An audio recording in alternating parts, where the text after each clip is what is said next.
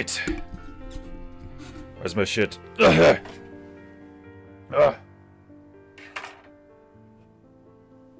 Sip, sip. Oh, that's some good Java. I have coffee in my mustache now.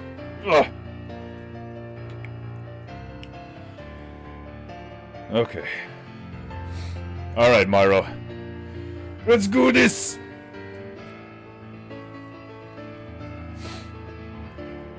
Painting goo goo goo goo goo goo goo goo goo goo goo goo goo goo goo.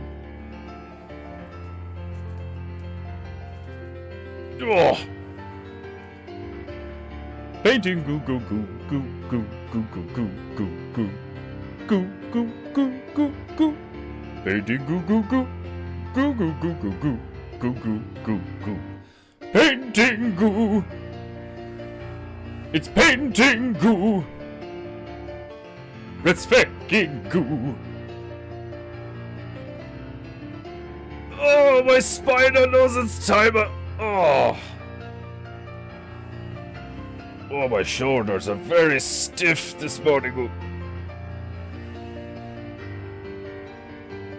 Oh, right. Painting goo goo goo goo goo goo goo goo goo goo goo goo goo goo goo goo. Painting goo goo goo goo goo goo goo goo goo goo goo goo goo goo goo goo goo.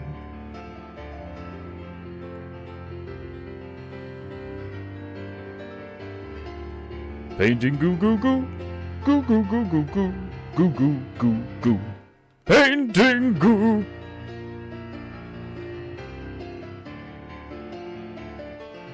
Painting goo goo. Do do do do do do. I still have yet to think of something to sing. Painting goo. Painting goo.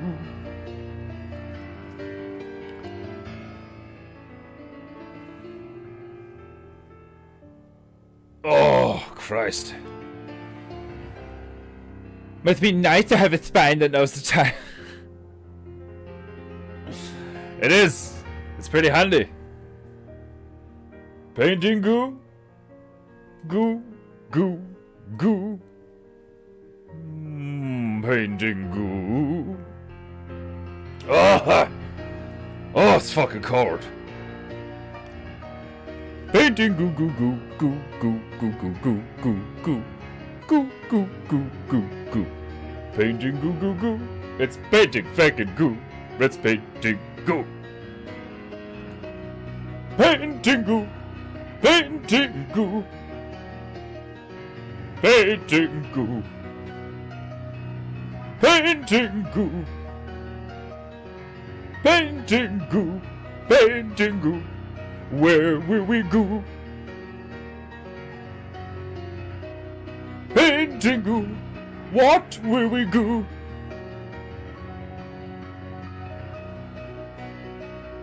That's it, you beautifully petrified primate, you. Bring it home. Remind these filthy mortals of beauty. Painting goo. Painting goo. It's a painting goo. Oh, glorious. Oh, I'm crutching my coffee. Like it is a rife rind. A cozy fire between my hands.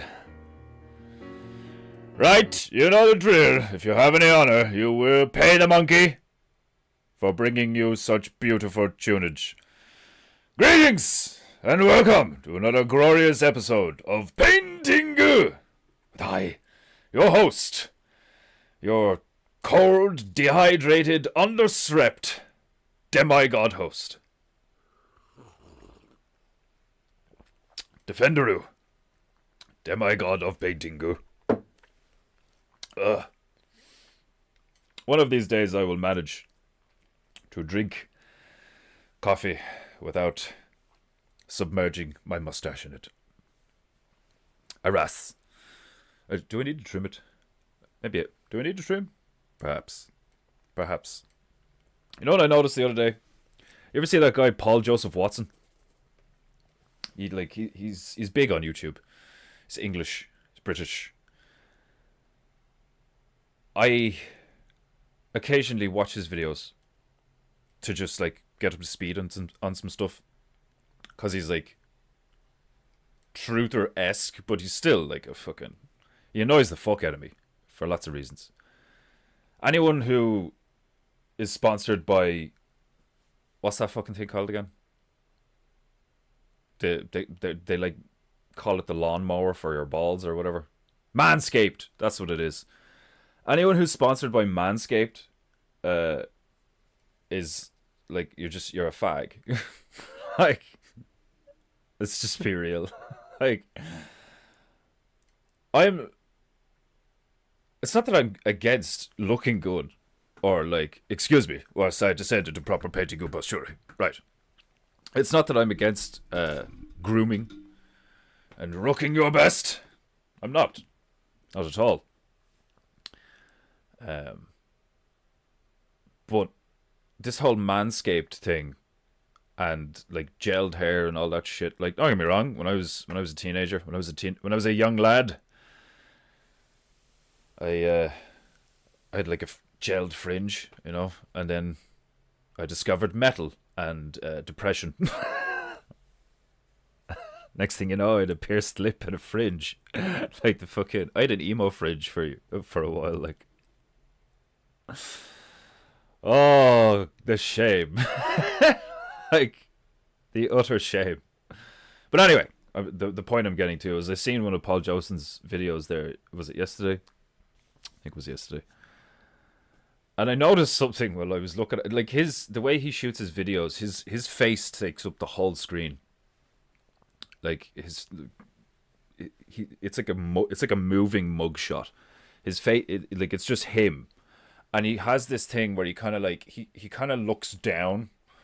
He kind of talks like this and, like, you know, puts his chin forward and speaks down. And like, I've seen his videos over the years, and basically what I've assumed is that, like, that's not his personality as far as I can tell. It's like he's trying to do a bit where he's mimicking the pompous, hypocritical, narcissistic nature of the government or the media or whatever, and when he like says things and stuff like that, like, because he's like, you know, is that someone knocking? I don't know what's going on. There's banging. Hello?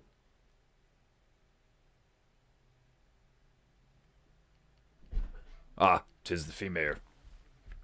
The female has returned. But yeah, because I was talking about my mustache there, it reminded me. You okay, beautiful? Yeah. Yeah? Are you back? You're done now? Yeah. You shouldn't have gone in. If I was you, when you started taking all those photos, I would have just been like, yeah, this is what... Yeah. I would have been like, this is why I'm not coming to work today. Like, I don't have the time. What you mean? I'd have to work back all that time. Yeah, but that's what I mean. It's like utterly ridiculous that you would even have to work it up. Like, no, I gave me a lift home anyway, so it was fine. it's so, like, it's stupid. Like, He has the cheek. there's fucking people like slipping all over the place. Like, I nearly fell a few times on the way to work. I knew you would. I Yeah. nearly fell on that stairs. On that one there. Yeah. Yeah. Bullshit. It's fucking bullshit. When I nearly did. I just started. Oh, did you? It's like only 3 o'clock. It's 3:10. I just started. Oh my god. So I'm only so asking. no, I'm like, how long are you gonna, like, I literally just Asking a question. how long are you gonna be LARPing as a Japanese demigod painter thing? As long as I want. Oh my god. What was that for? Cause you're mocking me. You do it all the time. Every time you do my voice, it sound like a fucking, like... Oh, my name's Alex. Oh, no. See what I mean? You make me sound retarded. At least I just make you sound whiny. At least I don't make you sound fucking At like. least I don't make you sound whiny. So now I'm retarded and pompous. I'm only messing with you. You're I only. think this is great content. Yeah. Content. Yeah. You're lucky they can't see how cringe you are. Content. Yeah. I'm a bit delirious, I think. I'd say you are, yeah. You're deliriously gorgeous is what you are. Yeah. Right. You can fuck off now. How does my hair look? You look very pretty and cute.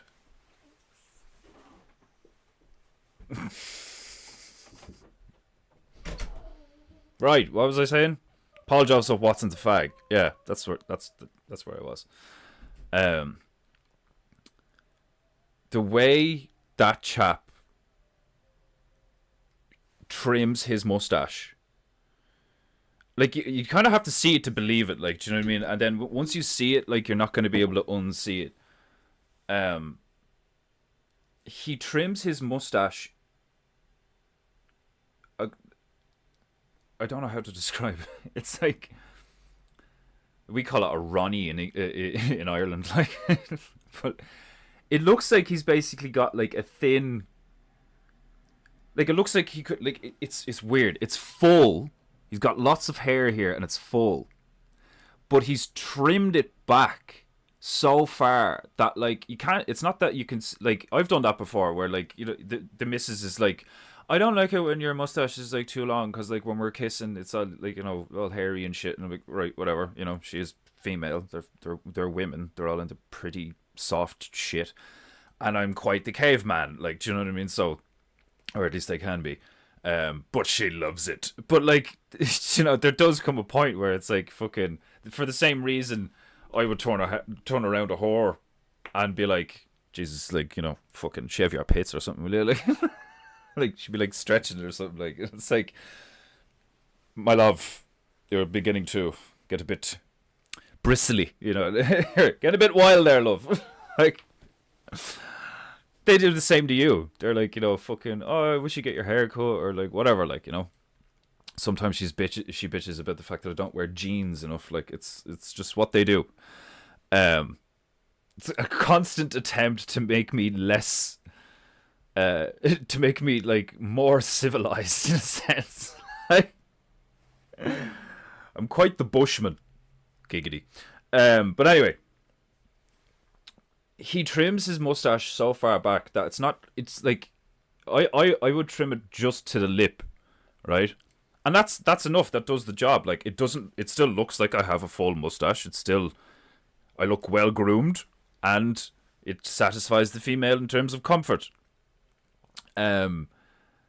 But Paul Joseph Watson has seemingly, like, I don't know how someone who's like, because think about it, he's like big on YouTube. His face is all over the internet all the time. I don't know how that chap looks at what he did to his face, and is like, oh yeah, like yeah, that's the ticket. Like it looks like there's about a centimeter like outline around, like it's the weirdest looking thing, like do you know what I mean? Because it's like it's one of the thinnest like outlined mustaches of it. Like you can literally see like even if I pull up my mustache you can see my lip because that's where the hair ends, obviously, you know, this is all obvious, this is not rocket science. But this nigga like shaves it like a good, I'd say a good like 5 to 6 millimeters like up the lip. Like it's fucking it's not that it's disgusting, but it's like funny. And the second I noticed it, because he's like talking about the grooming gang stuff that like is after coming out in the last few days in England and all, like, and he's like, you know, fucking the BBC and all this, and the way he purses his lips sometimes and all, and it's like I don't know, maybe like sometimes I obviously I can overthink things, but sometimes I'm like, is he doing that on purpose? Does he know how ridiculous that looks, and he's doing it on purpose? Because like content creators do that shit. I always think it's hilarious when people say do. I do that. You do that. You said doo-doo. Anyway, people do that shit. They manipulate and they attract like a moth to a flame. Like they're like, what gets viewers? Because that's the motivation. It's just like profit and money and shit. It's like, you know, or even just, or grooming. You could take any of these things that are like, they have a utility and they have a purpose, but they also have like an arbitrary social value, depending on the culture and preference and all this shit. Like, and I just think I think it's funny that I pay attention to the shit I pay attention to. When me and the female are watching movies, like when we're watching Lost or whatever like that, like we just finished it there the other day, ending shit. Really good show. The ending, I thought the ending was terrible. It's like, I can tell why something is the why something is the way it is, based on the apparent motivation behind the action or the behavior. Like, you know, it's like you can just tell. So, like, you know, whether it's written into a story narratively or whether it's like real life and you're watching something that's in like real life. Like yesterday, I was watching one of those law crime network things, and a mother found a head in a bag and another bag with a pair of hands in it in her 19-year-old son's bedroom, like in his closet or something. Rings the police and is like freaking out, like, I've just found this, blah blah.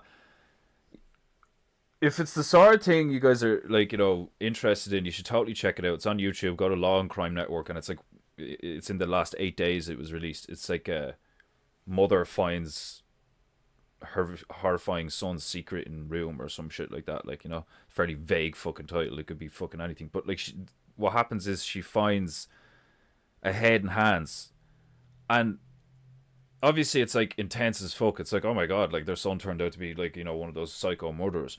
But the way it's like, it's done from body cams on the policeman, and then it's done from the security camera footage in the interrogation rooms.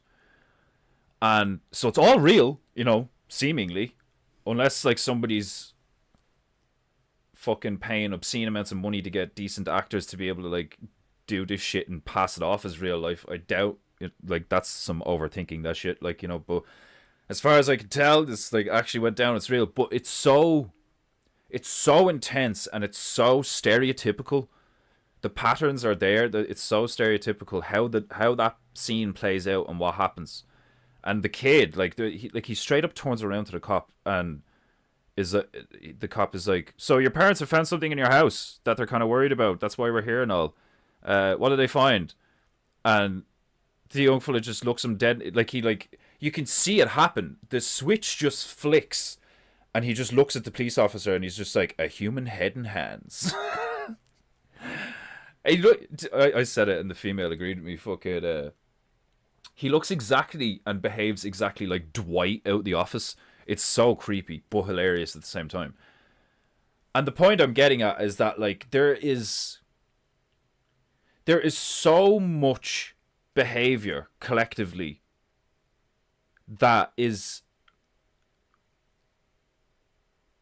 motivated by, like, the people that do these things. They're motivated by fear, by some kind of base desire, by desperation, maybe even by anger or something. Like the amount of people in the world right now that do a job or have a pastime or whatever, or like they're involved in some kind of, like, you know, cultural community thing with their friends or some shit like that. Like a lot of the behavior, political, social, competitive, sports, entertainment, like so much of it is so disjointed from reality now that you now have scenarios like that where the mother, when she's in the interrogation room, the vibe I got off her was like she resents her son and she thinks he's weird, and she has just trusted in the system, and they brought him to doctors and he was diagnosed with ADHD, and then he was diagnosed with psychosis, and they were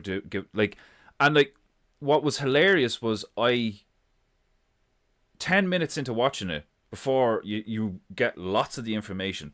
I paused it and was just ranting to the female, and I was like, "This looks like your atypical fucking like. I bet he's on inhibitors or antidepressants."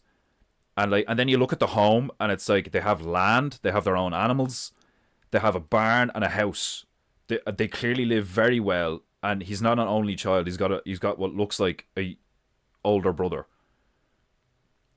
And but then you see the father, and he's very feminine, and he's very like not meek. He's very like he's kind of Jewy, you know what I mean? Like like he's effeminate and squirrely, and like has this like rat like quality to him, like poor posture. He's not great looking physically and all, like, but he's got 2 kids with this bitch, like, do you know? And it's like, and she's not that great looking either, but she's one of them 40-50-year-old women that you look at and you're kind of like, all right, I can imagine her being cuter when she was in her 20s or something, like, and a guy would be attracted to her. She's like, I can imagine her being like a 5 20 years ago. Now she's like, you know, a 3 or 2, like, and age doesn't really matter. I've seen old bitches that are like still like great looking, do you know what I mean? And that's another thing, is like there's like archetypes and assumptions and all these societal things that are like the world is so disjointed from reality, and there's so much like bullshit, and there's so much opinion and vague arbitrary crap and synthetic stuff that most people are like really disconnected from real life. That's what one of the reasons I love that the bear thing, you know, make the internet real life. It's so important. It really is important, because the inevitable consequences of being removed from what is essentially nature. Do you know what I mean? Like, I mean, we remove ourselves from nature when we build cities. That's what a city does, is it removes you from the realities of nature to an insane degree. And you're like arbitrarily organizing based on, like, you know, you could argue that, like, a lot of people use the excuse of logic, but like, I don't know, like, it's like we should build it this way and it should be done like this and blah blah. Like, I've heard that, like, over a certain amount of floors, if you're too high up in a building that's being like and they use AC, they use air conditioning, and they use like all these like vents and regulating like fans and stuff and generators and systems to push air throughout the building, either to heat it or to cool it or to just cycle the air, because the air gets stale and all if you're just like in a box and there's lots of people like farting and breathing and burping and, like, you know, it's like people are so ignorant of basic fundamental reality now that you end up with situations like that where, like, a seemingly normal family, and it's like a horror show, and that stuff happens quite regularly now. And like, and then you have the stuff in Europe where, like, you have all this immigration coming in, there's like stabbings are on the rise, and rape is on the rise, and, you know, grooming gangs, all this shite, like, you know. And the fact, the reality of politicians like that English guy, the current Prime Minister of England, Keir Starmer, which is like, when you hear that name, it's like when we had like our Taoiseach, it's called, was a guy called Leo Varadkar for years, like, do you know what I mean? And it's like, you can tell immediately. It's like, that's, he doesn't even look or sound Irish. And then you have all these people saying it's like that doesn't matter, like, race, what are you, a racist and all? It's like, so many people are so fucking brainwashed and so stupid and so animalistic that it does, like, when I look at societal issues, I'm like, there is no solving that. Because the only way you solve anything, really, is like individually, and then as a group.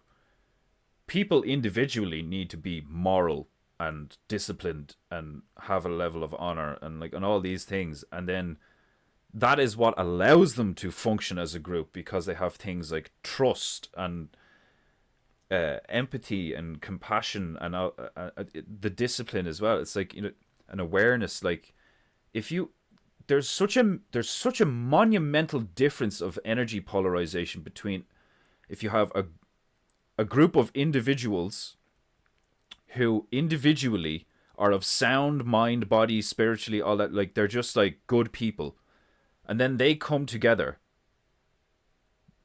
The stuff they can do together is mind blowing. They can like build stuff, create stuff. They can make jokes. They can like that. Like that's where entertainment comes from. It's like all that, you know, back in the caveman campfire days or whatever. Even if cavemen were actually a thing, I don't fucking know. Like, but like, it's built into us. It's what we know is like stories and like doing stuff together, games, having fun, and like that's how our society is essentially built. Is just all these games that we play with each other.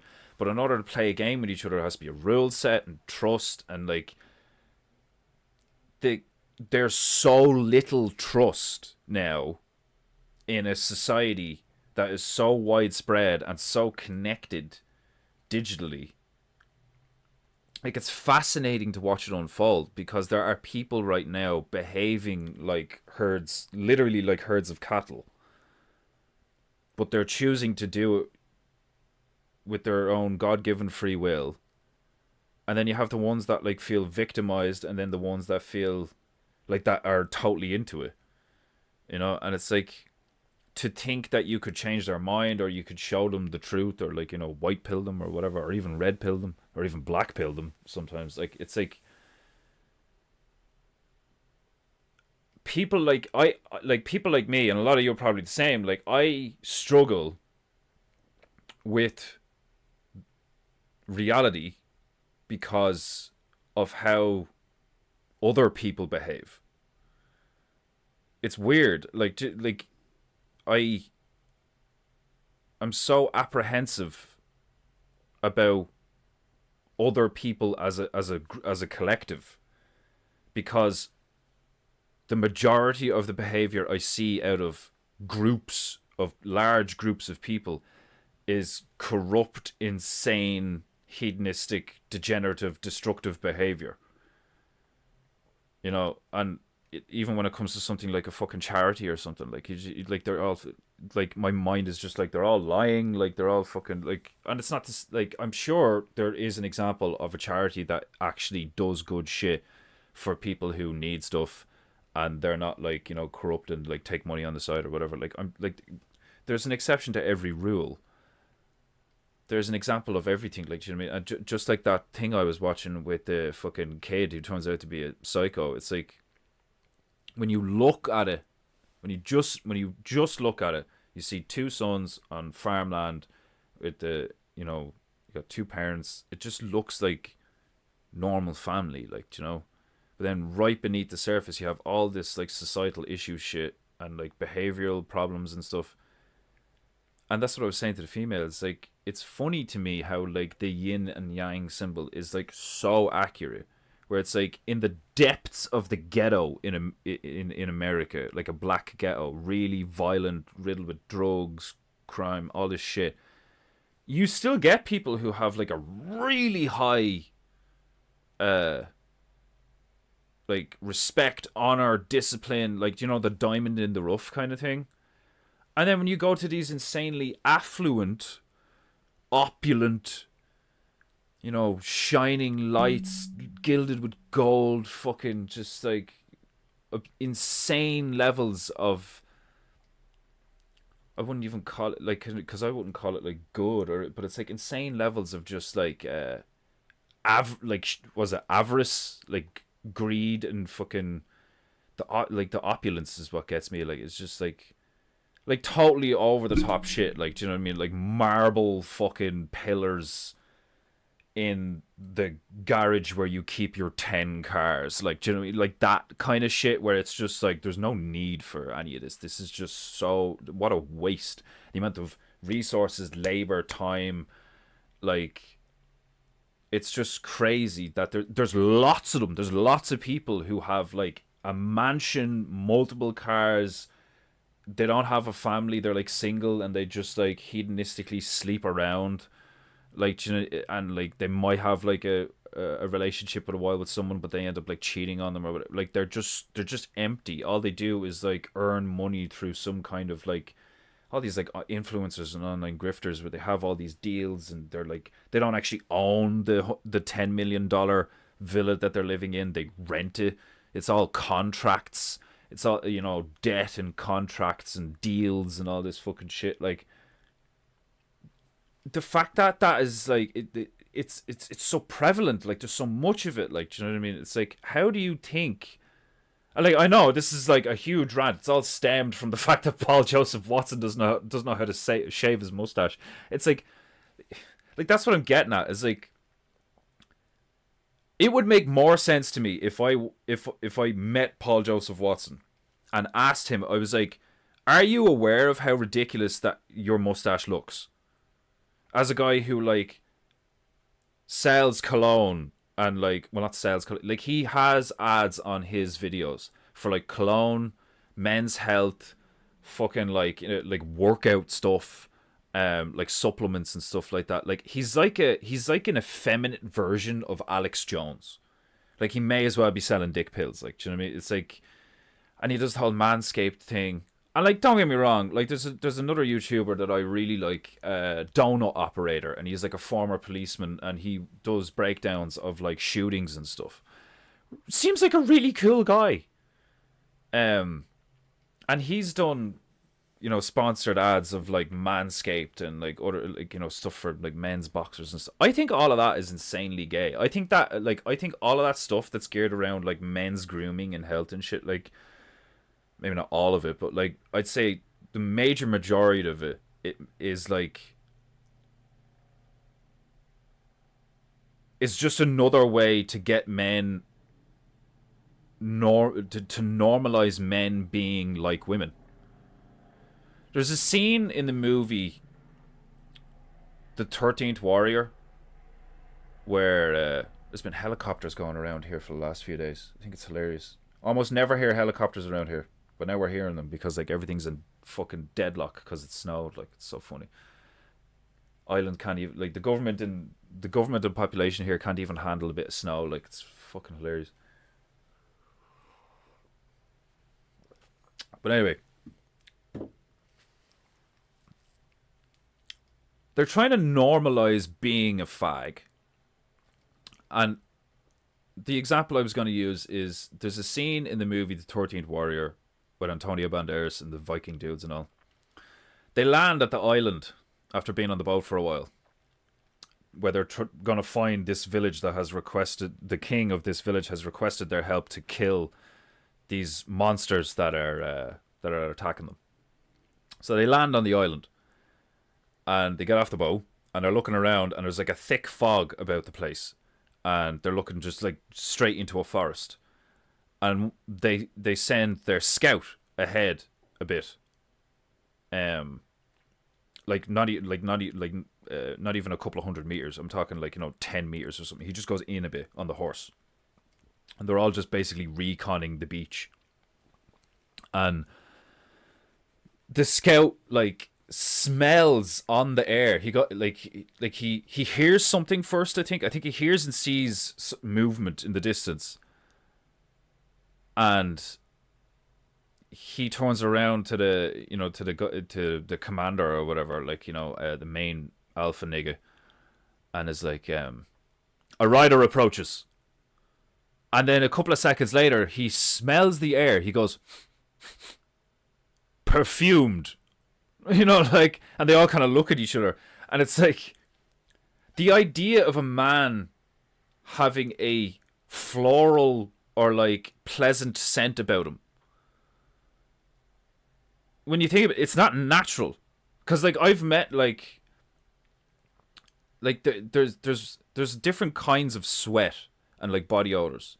And there's like that musty stuff that like women can be attracted to, like, do you know what I mean? And that's why like stuff like Old Spice is like, you want to smell like a man, you know, like, you don't want to smell like Lynx and whatever, which is all very chemically and fragrancy, like, do you know what I mean? It's like, there's more natural odors and stuff, and the idea of like Manscaped and cologne and all this shit, like, do you know what I mean? And it's like I said at the beginning, I'm not against the idea of like smelling pleasant, do you know what I mean? But like, there's a point where it turns and they have all the men behaving like women. But from the framework of like, it's always the same. It's like, oh, but like it'll make you better. People will like you more. Like, it's this communist approach to like, they try to brainwash you and convince you that you becoming what they want you to be and not what you're supposed to be, what you're naturally, like what God made you to be. They convince you that being a part of the collective and being a certain way is better. But if you're paying attention, every genocide in history, like every mass death, all the horror, would any of that have happened if people had remained more individualistic? Like, it seems to me that like when people act like when human beings behave like a herd, that's when we do the most insane shit. That's when we fall for or intentionally behave or do stuff that like is like the most off the wall insane. The stuff that like we're ashamed of, or we should be as a species. Like, do you know what I mean? It's like untold amounts of death and despair and lying and like all these old people that have died of like, diagnosis or misdiagnosis. Like I'm of the mind that, and I genuinely believe this, I think when you go to the doctor because there's something wrong with you, and then you go to the doctor, like in your mind you're like, he or she is going to tell me what is wrong with me and then prescribe me a solution to the problem. It's like the kid, that turns out to be a murderer. It's like they bring the kid to the doctor. Why? Oh, because he's got lots of energy. They have a complaint about the child's behavior. Okay, how do we rectify this behavior? We're going to chemically alter your child with pills, drugs. But we don't call it drugs. We call it medicine. But it is a drug. Like, just like alcohol is a drug, but it's legal. And like, when a guy who's responsible for the safety of our, like a surgeon can perform heart surgery and then go for a drink. Like, he can clock off. You can't drink in the hospital, obviously, but like he can do insane butchery that apparently works in his medicine on anyone. Like, could be a baby, could be a 9-year-old. Like, do you know what I mean? Like, cut you open, take shit out, put shit in, sew you up, like mad shit, and then go for a drink. So at the same time, these psychopaths and ignorant gobshites have gone through life and are like, I'm a police officer, I'm a surgeon, I'm a soldier. And it's like, so you perform tasks in a system, and then it's like think about it, the contradictory and hypocritical nature of the shit that we say is okay, depending on what country you live in, because it's all fucking arbitrary and different. And then the shit that we do, whether individually or collectively, like, it's so obvious that like most people lie about like themselves, never mind other people. Like, so it's like when I see Paul Joseph Watson with this like weird looking trimmed mustache, and he's like got a big channel, and he's like, supposedly like, I don't know if he's called himself a truther, but like as far as his selling point is, I'm not bullshitting you or whatever. Like, I'm trying to give you, I just look at the news and then like I give you what I objectively think is like whatever. Like, and he makes some good points and he's kind of funny sometimes or whatever like that. Like, but it's like, how can you, like, even the idea of being a soldier, like, I've thought about it so much. Like if somebody turned around to me and was like, the French, they're really bad, Okay. We should go over there on boats and kill them. Why? Like, maybe this is why the Irish can't be psychoanalyzed. Like, do you know what I mean? And maybe that's why Rome couldn't conquer us, and like Britain had such an issue for fucking 400 years and all. It's like the Irish mentality, as far as culturally, is like, don't fuck with me, and I won't fuck with you. And like, because of maybe we just got blessed where we lived, or like, supposedly there was like all this like immigration and shit. Like, as far as I can tell, Irish people originally come from fucking Asia, because the similarities between fucking, you know, Gaelic, Gaelga, and Celtic and all that shit, and fucking like Mongols and Chinese stuff. Like, it's crazy when you actually look into it. It's fucking crazy. Everybody's lying. Everybody fucking is ignorant. All these experts and like, you know, I have a PhD and blah blah. It's all bullshit. Like, sure, you can excel at a task, you know, but like quite often what the piece of paper or the fucking scroll or the medal says, like, you know, oh, look at my fucking, like, the hats and the robes and the fucking, it's all ritual, and it's all given to you. Like, do you know what I mean? Like, you perform like monkeys and dogs so that other people will grant you status and resources. It's wild to me how all this works. How, like, the more aware I've become as like an adult, like, do you know what I mean? I mean, they say your brain starts, like, reaches its growing peak or whatever around 25. And I'm 33 now. So, like, for nearly 10 years, I've been, like, aware. Like, very aware. Like, you know, what do they call it? Your frontal cortex or whatever. Like, it has been, for the last 10 years of my life, I no longer feel this sense of, like, what am I doing? Why is my life so crap? Like, you know, it's this and it's that and that. Like, I couldn't. Maybe my third eye wasn't opening, or maybe the frontal cortex does allow you to just like actually have an awareness of like certain things when you didn't before. Like, you know, it's like when I look back now at myself and decisions I've made and like the things I've witnessed throughout the years and what society has done and like what we've been told versus what apparently happened and all this fucking shit. And it's like the idea of these globalists, like, you know, we need one world, one government, one currency, like all this fucking shit. Like, the ironic thing about that is what's going to happen as they push for unity is complete annihilation. If anything, I think it's going to be like a Babylon thing again, where it's like people are going to see how bad shit can actually be when people are this fucked up, and then people won't want to be around other people anymore.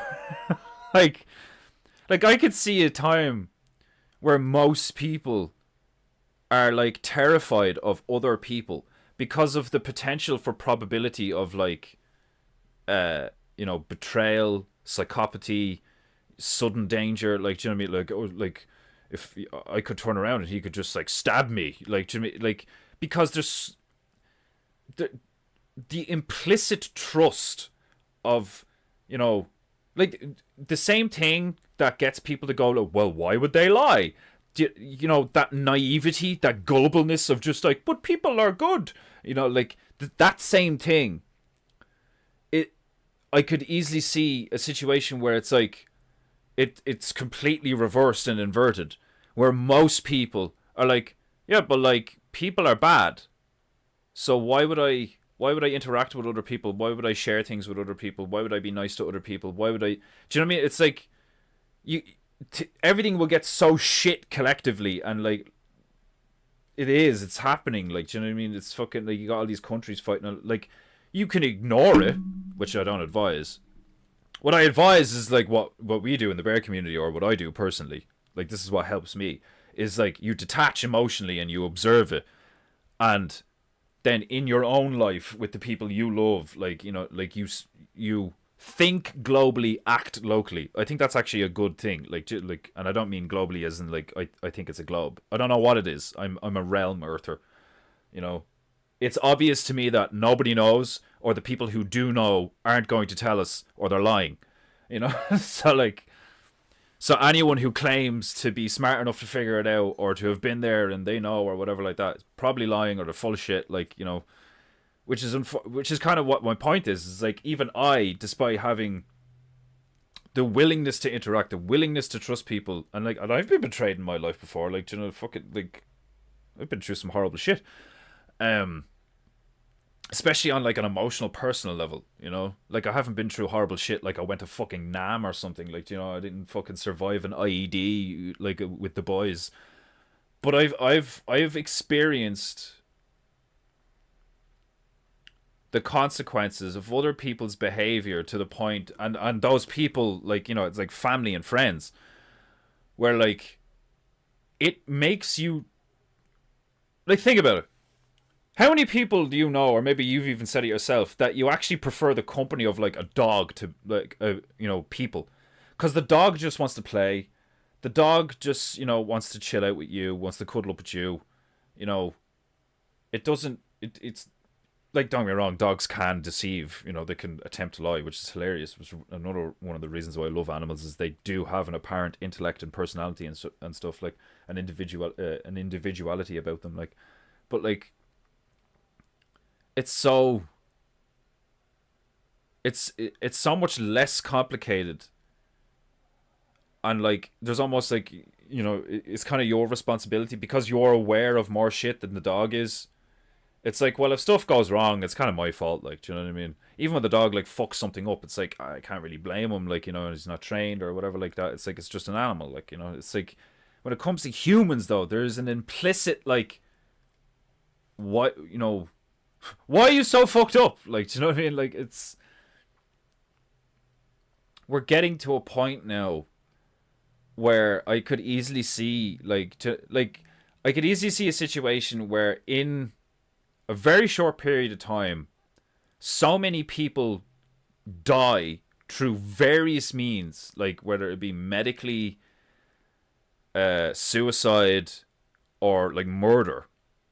I think there's going to be an incredible amount of death between like the wars. You know, didn't like some news fucking crowd like turn around a few weeks ago and it was like, oh, it looks like we're officially in World War III or whatever. It's like, there's a shit ton of actual warfare happening, loads of death. There's a shit ton of like if you look into stuff like in the fact that there's violence increasing in Ireland and stuff, and like, you know, Holland or Germany, like, you know, these European countries that are very picturesque, where they don't, like, you know, it's kind of like, you know, Jesus, we haven't had a murderer here in 20 years. Those places are seeing murders and stabbings and stuff like that, like, you know, fairly regularly now. Like, so like, it's getting so bad and so widespread that for a few years now, even the normies, even like your average person, is starting to be like, oh, things are getting a bit like, you know, you know, I have an uneasy, like the level of general anxiety is raising to the point where, like, I think it's quite likely that there could just be an event and like fuckload of people die. And then there would be like survivor's guilt and trauma and all this fucking shit. Like people like me would be like, Jesus, well, something was bound to happen. I mean, like, look at what was going on. Like, do you know what I mean? It would be. I think I'd be like Yoda. Do you know what I mean? Like, remember, I can't remember what Star Wars movie it was in, but like, I think is it when they blow up Alderaan? I think it's when they blow up Alderaan with the Death Star, and Yoda's just meditating. Oh no, it's not. It's when Anakin slaughters all the desert people. That's what it is. That's the scene I'm thinking of. Anakin finds his dead mother, and fucking snaps and butchers a whole village of sand people, men, women, children, the lot. And while he goes on that rampage, it like cuts to Yoda, who's like, you know, a whole star system away on a different planet or some shit. And he's like meditating, but he feels the trauma of that event, like psychically or whatever. Like, you know, like he feels, he can the disturbance in the force kind of thing. Like, you know, I've felt that. Like, I've felt that on some days. Like, I've like, why does shit feel weird today? Something just feels off. Because there's days where you're like, wow, it's a beautiful day. This is like good energy in the realm right now. This is awesome. Like, there's also days where I'm like, something off about today. Something just seems real dark about today. Like, you know, there's like too many things line up in a negative sense instead of too many things line up in a good sense. Like, you can have a day, you know, like where you hit all the green lights in the traffic or whatever like that. Loads of good things happen. When loads of good things happen, part of you is like waiting for things to go wrong because like it feels like it needs to balance out. You like feel it internally. It goes the other way too. It's like when so many things go bad, you're kind of like, when is this gonna end? I mean, something good has to happen. Like, and there's a large portion of the population, because I felt like that for a while. I don't really feel like that anymore. But there's a large portion of the population that are basically just waiting for shit to hit the fan. And they're just like, you know, I'm just going to do my 9 to 5 and like whatever. Like, the amount of people who have just resigned themselves to the hedonic treadmill because it's like, well, why wouldn't I? I mean, everybody else, like, and like, I kind of get it. Like, do you know what I mean? Like, sometimes I still feel like that where I'm like, why am I stressing myself out so hard to live a particular way? What, so I can feel morally superior? No, that's not it. No, some stuff does actually genuinely benefit your health and your mental health and so on and so forth. Okay, so there's a utility to it, alright. And then you're doing it and all, like, and then you just see all the other people not doing it. And it's not that they seem happier than me, but it's kind of like, how do I, like, does it matter? You know, and then you get into faith and you're like, do I have faith? Do I actually believe that we're all going to be judged? That all this matters? That we're all trying to learn a lesson? That there's like some kind of general meta idea to all this? Is it like the principalities of good and evil? Like, do you know what I mean? Is it a game to see who is right? And it's kind of like, it does seem like that to me. I think that's why it's so energetically charged. I think that's why people are so fucked up right now. It's because it's like, it does seem to matter. It does seem like karma is real and the spiritual world is real. And all the fucked up shit that people are doing right now serves a purpose. Like, even though, like, you'd be like, why do people do these things? It's so horrible. It's like, think about it. We could be blessed and living in a time where, because of the internet and all this shit, and there's cameras everywhere, and we all get to interact with each other at high speeds and like in real time and all this shit. Like, we could be entering a time where so many of us collectively witness the absolutely obscene, abhorrent horror show of other people that we end up collectively course correcting. And then we have a load of evidence of like, well, why do we behave like this now? You know, why are we so disciplined and like good and shit now? It's like, because we saw what we could be. That's me. I think that's like being really honest, being like, you know, kind of brutally, coldly honest with myself. I think that's me being optimistic. Which I like, because that means that I'm a good guy. Like, I struggled with that for years, where I was like, am I a bad person because I've done things like this? No, it's like, no, I'm damaged. I'm like, I was vengeful. I was hurt. I was sad. I was angry. That doesn't make me a bad guy. The stuff that makes you a bad person, man or woman, is the internal knowing of like, this is wrong, and you still do it. Because ignorance is bliss. Like, do you know what I mean? Like, somebody could fucking do what that young fella did. Like I even said it last night. It was like watching them interview a guy who has decapitated a homeless guy with a kitchen knife, and then taken parts home with him, you know, and then nonchalantly turned around to the police and been like, oh yeah, I murdered him, you know, like 2 days ago. I tried to dump the body in a river, but like it didn't work out, so I just took the head and the hands home with me. Like, It's comical. It's so wild. I'm sitting there going like, oh my god, like this is like insane. Like what the fuck? Like you can't believe it's real, but it is. It's like it weirdly gives me hope because it's like when like maybe that's why like subconsciously or something like one of the reasons I find the very real stuff incredibly entertaining because it's like a self reassurance because that's what I know to be true is the world is fucking crazy. It's crazy beautiful. It's like a woman. Like, do you know what I mean? Like, you know, they're beautiful, but they're fucking crazy. And like the amount of lying that's been done, like collectively and stuff, you can see if you're paying attention, you're just being honest with the situation. You can see that there is a way to do things where things can be good, true, beautiful, and harmonious, and all this fucking shit. We do have dominion over the animals. The animals aren't the problem. The earth isn't the problem. Like, do you know what I mean? We are the problem. But, like, it's not like... That's where they turn around and they fuck with you, where it's like, you're the problem. You're killing Mother Earth. You're the global warming. Like, that's all lies, too. Because they use the truth against you. Yes, we are the problem, but we are also the solution at the same time. Like, do you know what I mean? And the solution isn't to kill each other off or to poison each other or to deceive each other or to...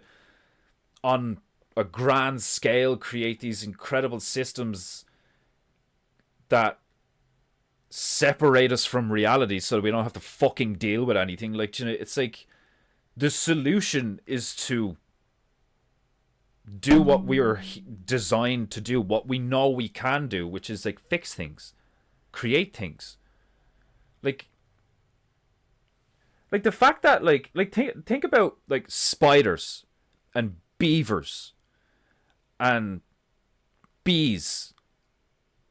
When you look at nature, and it's like, how in the name of fuck does the beaver know to like do you ever see them do that shit where they chew, and then they stop and they listen? Because they know when they hear the snap that the tree is gonna fall and shit, and they move out of the way. Like, the fact that a spider knows how to make a web, the fact that bees know how to like fucking like vibrate and move and collect all that shit in a way, and it makes like perfect hexagons. I'm telling you now, we're able to do the exact same shit where we just like act like a hive mind, but we like it's through choice. Because there's a big difference. It's like currently we're acting as different collective hive minds, but we're all like, the people are brainwashed and ignorant, and like they don't, a lot of the time they don't even know they're acting as part of a collective. They're just, they think they're like, you know, God's gift, and they're fucking living their best life and all this fucking shit. But they are like a cookie cutter identical fucking version of like someone else living in the same city, doing the same thing for the same reasons, motivated by the same shit. Like, there would be a drastic difference if we were all aware and trusted each other and chose to do stuff. Like, look at the bear community. Like, that's what you get. That's what you get when a lot of people just show up to vibe together. They build stuff for the kids just because it's good to do. Nobody got paid to do that. You know? Nobody turned around and was like, oh, what's my cut for like helping build a play set for the kids? Like, do you know what I mean? It's like that's what you get. People just come together and go, yeah, I want to be a part of that because it's good or whatever. Like, this is awesome. And look how they've reacted to Owen. Look how they've reacted to the Bears. How other groups, how the media, how they framed it. It's a cult. It's this, that, and the rest. Like, do you know what I mean? Meanwhile, we all know what a cult is. You know? If they're all wearing blue tracksuits and sneakers and they're all drinking Kool-Aid. Like, do you know what I mean? And, like, you look at the bear community, like, and it's the polar opposite of that shit. Like, there's so many different walks of life, so many different types of people, so many different perspectives, so religions, like race, all of it. Like every single fucking shade, hue, and variation of human you can think of. There's one in the bear community. No, that's not true. There's no like fags and lunatics and trans and stuff like that. Like, so. But you get where I'm going. Like, there's an incredible diversity. But the commonality is honesty, honor, and a want to improve, a want to do better, a want to make things, not destroy them, not to bring things down. You know? Like, could you imagine being, like, a part of, like, those groups of fucking losers who are, like, pulling statues down in America and all, like, you know, fucking colonizer! And, like, pulling the thing down and shit, like, and putting graffiti on, like, all monuments and stuff, like, even if you did literally have a society that was formed from mass tyranny and butchery alone, and then you later came to the conclusion, oh shit, like, you know, we've gone through all the documents and, like, do you know what? It turns out we're the descendants of madmen. And, like, even then I wouldn't be like, yeah, well, we can't just tear it all down. It's still where we came from. It's still us. Why don't we just make new ones that are different? Like, do you know what I mean? Like, it's like, no, tear it down, burn it, destroy it. Like, and again, it's like, it's not like, I'm not sitting here being like, you shouldn't destroy things. Like, do you know what I mean? It's like, oh, so you're saying destruction is never good? No, destruction can be good. Destruction can be necessary. Like, do you know what I mean? It's like, sometimes you do have to tear down a building to make room for a new building and stuff like that. Like, you know, like, at least if they'd have done that, at least if, like, if you're gonna tear down a fucking colonizer statue, put something better up, you know. And, like, they don't do that either. Like, they'll tear down a fucking, you know, 400-year-old monument that was carved by hand, like, from marble or some shit like that. Like, and they'll put up something that looks like a pastel matte pink, like, rectangle block. It looked like a fucking shitty phone sticking out of the ground or something. Like, do you know what I mean? These, like, modern art pieces where it's just like an odd shape and odd color, and it just like these psychos think that art, you make art when you make something that catches the eye and it stands out, which, like, don't get me wrong, is true to a degree, but they think that's all it is. That's how you get these cunts who are like, I'm gonna scream like I am being stabbed while opening a tin of dog food.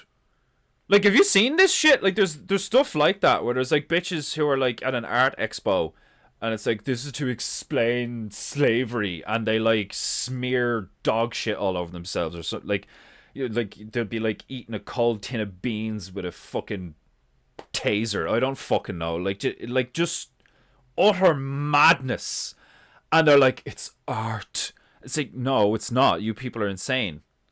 And then, like, but that's what I mean. Is like, you can't communicate. Like, it's kind of weird. Like, maybe you can. Maybe I just haven't figured it out, or I don't possess the intellect to, you know,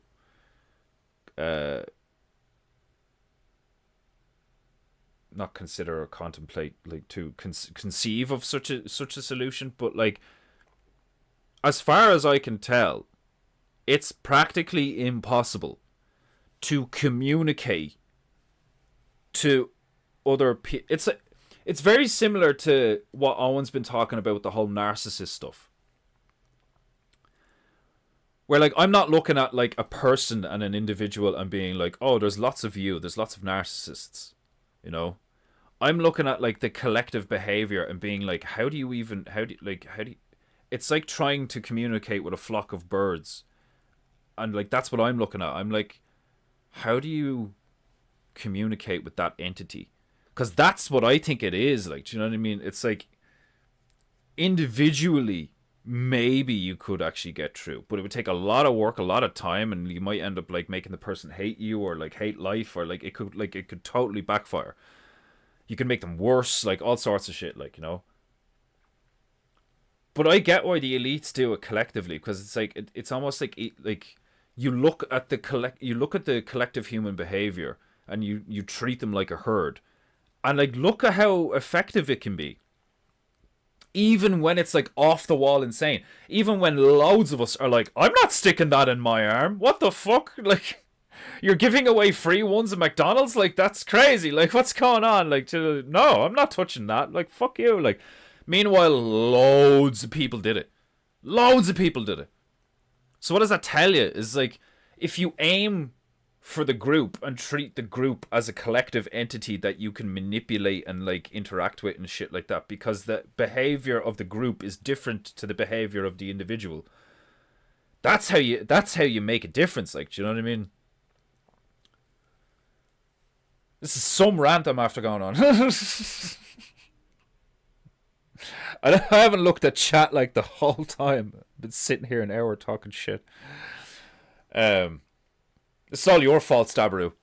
Being like, a ranting you will do while you're in Portugal. You got me thinking. I'm blaming Stabberoo. Paul Joseph Watson is clearly a fancy boy who only gives himself the best. Yeah. Fucking. You look at him and you're just like I look at Paul Joseph Watson and I'm like, you bitch. Like, I think he's a bitch. In the same respect that I think, like, Dave Chappelle's a bitch and, like, fucking Joe Rogan's a bitch. And it's so funny because, like, Joe Rogan used to say, you need to conquer your inner bitch. You know? And I resonated so much with that. I was like, oh, that's so true.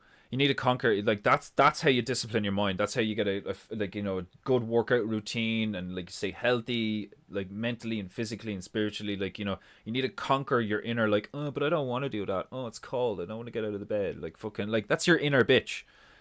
The thing that complains, the thing that's like, you know, oh, like, I just want one more cookie. Like, you know, like, you need to conquer that. That's so true. I resonated with that sentiment, like, incredibly.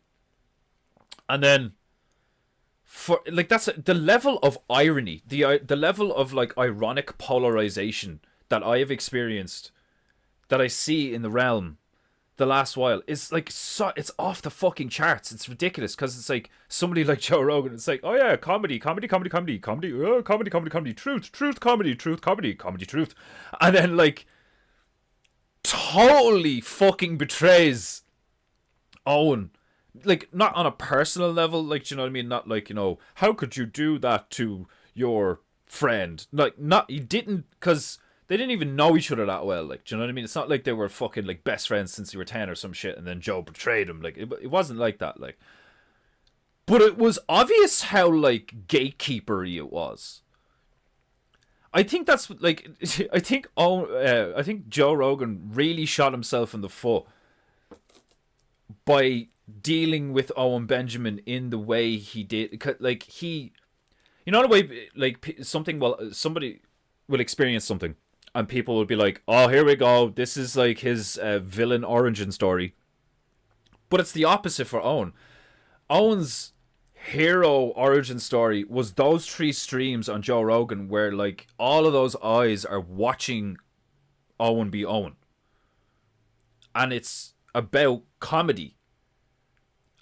And Joe Rogan is supposed to be, at the time, a comedian podcaster. You know, knows all these comics, he's in the comedy scene, he's a stand-up. And, like, it's so ironic. And, like, that's what makes me look at it. Like, I'd say Owen is the same, I'd say a lot use the same. It's like that, it's stuff like that that makes me go, it has to be evil. It has to be an entity that's, like, sole purpose is to be, like, because it's just, you couldn't write that. You couldn't come up with, like, I probably can't say that. Like, I'm sure there's somebody who has that, like, you know, the training and knowledge and experience and interest in human behavior to be able to write a narrative that ironic. Like, do you know what I mean? I mean, I think George R. R. Martin actually did a fairly good job in Game of Thrones, and that's why it was so intense, because there's a lot of characters in Game of Thrones that have like really ironic deaths or like story arcs. And it's the irony, it's the cruel irony that makes it so emotional and palpable, and like it makes sense, do you know? Because like north south polarization, magnets, all that shit, it's like you put distance and difference between, or no, if you decrease the distance and they increase the difference, like, do you know what I mean? And they're like right beside each other and they're really different. The same thing that would make a great relationship between a male and a female can also make a terrible relationship between a male and a female. The same thing that like makes two magnets stick can make two magnets repel each other. Like, you know, it's like, and that's what I find fascinating is like if you understand the fundamentals of reality as we know them, how stuff works, why things do things, so on and so forth. Life is incredible. It's beautiful. It's fascinating. It's interesting. It's like tantalizing to interact with. Like, you know, it's full of surprises. Things happen where you're like, no way. Like, what the fuck? Is this even real? Are we in a dream? Like, can I just manifest shit? Like, it's like being a kid again. But so it makes loads of sense that they don't want you to be like that. Like, when you think about it logically, like, it makes a ton of sense that they don't want people to be like Owen, to be like me, to be like some of you guys, where like we're alive and we're thinking and we're here and we're interacting with it and we're like we're being honest about it and we're like, you know, loving it. They don't want you to be like that. It makes total sense. From their perspective, if you look at it from their perspective, it makes total sense that the last thing they want is for you to be like this. They can't control you. They can't predict you. They can't do, like, it makes total sense. Like Owen was talking about the scale thing. They can't scale their systems. They can't maintain control. They can't have a grip on things. If they can't predict you, they can't mimic you. They can't do what you do or think how you think, you know, like, and like, does that mean that there's like two different kinds of human typically? Or like, or am I like, I have a weird feeling that I'm right. I think we came across something a while ago that beat us. You know, we had the dominion. We were in control. We were farming. We were building. We were like, sure, we probably fought each other for reasons sometimes, but like, we were farming. We were building. We were in control. We had dominion over the animals and nature, and we knew how it worked, and we knew what to mix and to, you know, like, what materials to mix to get certain effects, and like how to build stuff, and like we're like looking up and like all the spatial geometry and all this shit, like mathematics and all this crap. Like, we've got all this stuff and we're exploring, and when we come across something that is like so more advanced than us, it can't do the shit that we can do, like walk around and make stuff and pick things up and blah blah. Like, but what if it was just like, you know, more tied in to the etheric realm than we are? Like, it like, if I was to make a video game or a movie about it, like, do you know what I mean? It'd be like a black snake or a tadpole or like some kind of like, it would be a very simple organism in appearance, but it would be an incredibly sophisticated organism in terms of its software, you know? Whereas we're fairly sophisticated, but like, what makes us like better is the fact that like it's the combination of the mind and the body, like, you know, where it's like we have hands and opposable thumbs, we can do all this stuff, and then we can think all the stuff too. So our software and our hardware is like fairly advanced.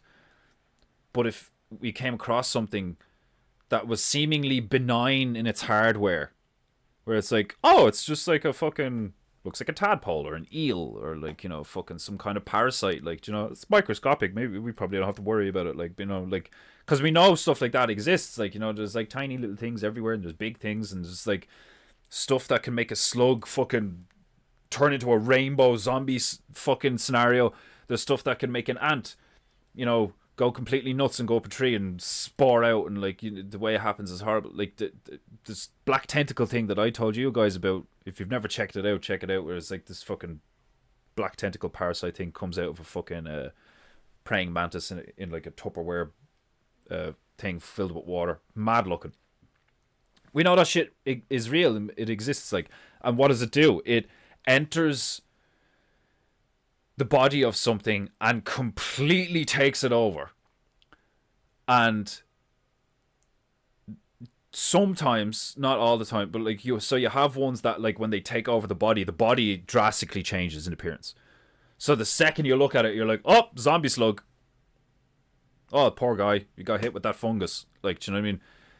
But like, what if you couldn't see it? You know, what if there's like a large section of our population that has something in them, physically, literally, that you could argue is like a physical manifestation of the entity evil, like the devil, Satan, whatever. Like,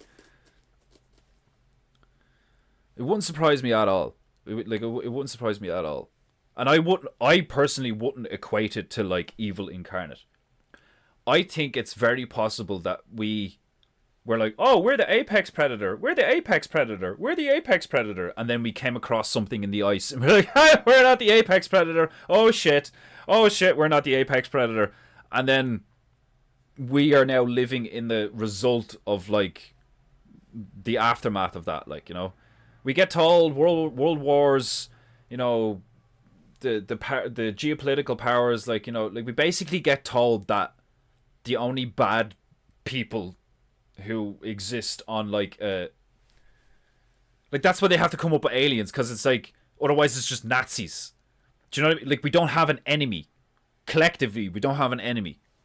I think we do. I think, like, I put money on. I would bet money that we do actually have a collective enemy. But it's been kicking our asses for a while now. And like slowly but surely, I think people are starting to like pick apart the puzzle of like, what the fuck happened a while ago.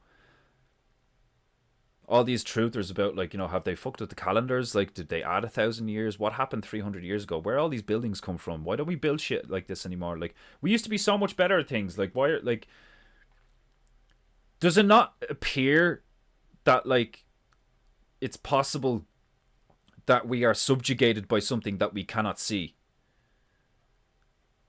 And then you hear those like those occult fucking stories of like, you know, the Pope and certain politicians and stuff, and they end up with a black eye, and like, I've heard rumors of like they put something in you, and then you think of that scene from The Matrix where like they put that like squid thing in his belly button, and he thinks it's all just a dream.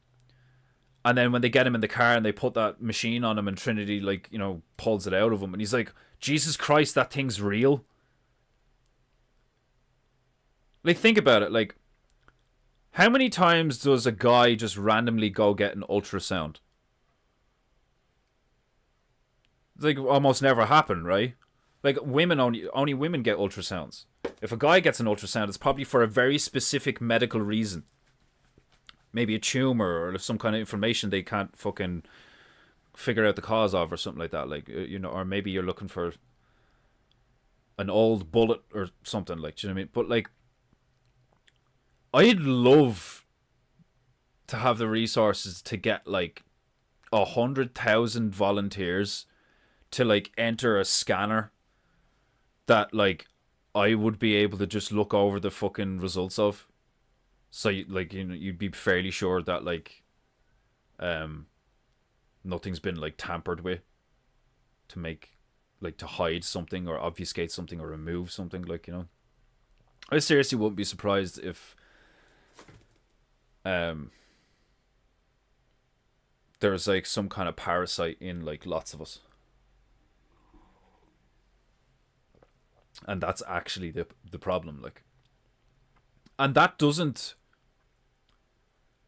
that's not like a victim stance. That's not like removing accountability. Because God only knows what happened when we first interacted with these things, if they are real. Because like based on like how we treat other animals and stuff like that, like I wouldn't be surprised if, seriously would not be surprised if we came across an entity, an organism in the ice. Because think about like how does something survive the ice? You have to be incredibly resilient to survive the ice. If you're just like an animal surviving in the ice. Like polar bear, Arctic fox, and then there's stuff in the water. Not a lot of stuff in the snow, but there is stuff. And then there's like, I've heard there's stuff under the snow, So like, there are organisms that can survive like well below sub-zero temperatures. Because apparently there's organisms that can survive in like 1,000 degrees Celsius. So like, it's not crazy. It's like totally possible to postulate, like to think of a hypothetical scenario that would be like quite probable. Because like when I was growing up, we used to hear stories all the time of like they bulldoze a section of the Amazon for some kind of corporate entity. It's like we need like loads of wood because we've got this massive building project and we're gonna like put up a load of like structures or whatever. Or so they get, whether it's taxpayer money from the local government or there's like some kind of NGO involved or something, like loads of money, loads of resources, loads of labor, and they're bulldozing sections of a jungle that could be like, fairly untouched for like God knows how long. And there was stories of they would unearth pathogens, bacteria, microscopic fungi, all sorts of crap after they completely level an area or dig it up or whatever. Like a lot of people would get sick, a lot of people would die really quickly, and like in different ways and stuff, and the doctors would be like, what the fuck's going on? Like, and they surmised that it was a combination of like, obviously you're gonna have like spider bites, bug bites, like resins off of leaves, like stuff like that. Like there's so much material. There's such a vast amount of varied material in a jungle. And then if you fucking, it's an entire self-sustaining ecosystem with all this different alchemy, biological shit going on, and then you just show up with a fucking bulldozer and just like boom and like rip and tear and level the place. All the dust, like think about it. If like you go up into an old attic and you move some stuff around, or you're trying to convert it, if you've ever done any construction work, or if like you've ever worked in like a tight space, or not even in a tight space, you could do it in an open space, depending on the material you're working with, like where like you pull something up and a lot of dust goes everywhere and you're like like you'd probably be fine, but depending on the material, depending on how much of the material in question that you come in contact with, and like timeline and stuff like that, like there's various scenarios that I've heard of where like they fucking day one of the site where they like they just rip a load of trees up or something like that, and there's like pockets of gas, so like, and there's certain kind of gases that like you could get a whiff of it and you're dead or unconscious for several hours, or you just get violently ill, and you can't see any of that shit. You can smell it, maybe, depends on the composition of the gas or whatever, like, so there's like there are so many probable outcomes. Like there's like quite a staggering amount of probabilities in that action of like, all right, we're gonna remove all this and build some shit, right? That like you could make you no idea what you're digging up. You could fuck up a load of shit. Like it could drastically, if you don't do it right, you could drastically impact the topography and the ecosystem of the area depending on what you remove or what you kill, you know, and how big of an area it is. And like your laborers, if they're not wearing correct materials, or if they're, you know, doing the wrong shit, not like cleaning stuff right, or like doing stuff in a particular way so it doesn't have an effect on a certain material, like will come across all sorts of things that could either injure them, kill them, or make them really sick and dependent and stuff like that. Like it's wild to me how most people are concerned with football and celebrity drama, and like a lot of people are typically very concerned with the woke agenda these days, and all the gays and fucking pedophiles and all of that disgusting shit. Like, do you know what I mean? And the war in Ukraine. Like, there are so many distractions. There are so many stories. And don't get me wrong, they're not just stories. There are people dying. There are kids getting fucked up by horrible shit. Like, you know, I get it. Like, you know, but that's what it is, a narrative. It is like, you can choose to just not watch those shows. Like, you know, metaphorically, allegorically, or whatever. You can choose to just tune out and not interact with those stories anymore. And what I've discovered is they either end or they just keep going. They don't affect you, really. Most of them, if any of them, you know. And I do think it's by design. I think some entity is influencing us to be like a hive mind.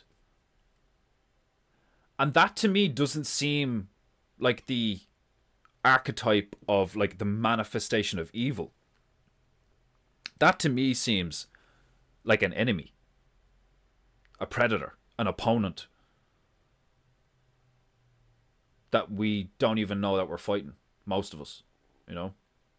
And you could probably describe it as aliens, like or demons or something. Like, I genuinely would not be surprised if there's like top brass, in quotes, military dudes, you know, Illuminati families, shit like that, like Rothschilds or whatever.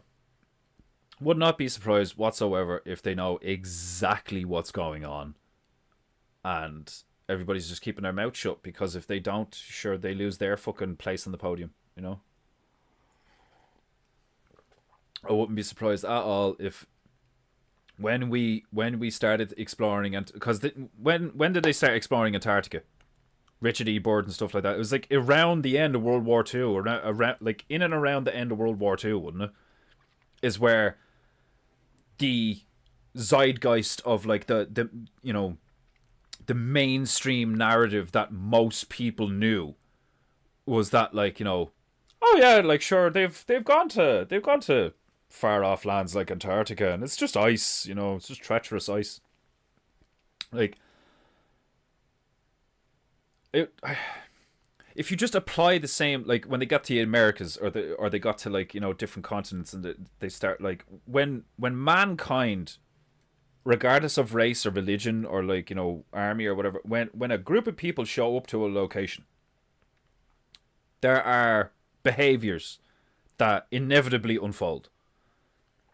And the fact that they tell us that we landed on the moon, but we're not mining it, we don't have a base there, and, like, do you know what I mean? And the nations of the earth are not constantly fighting for jurisdiction.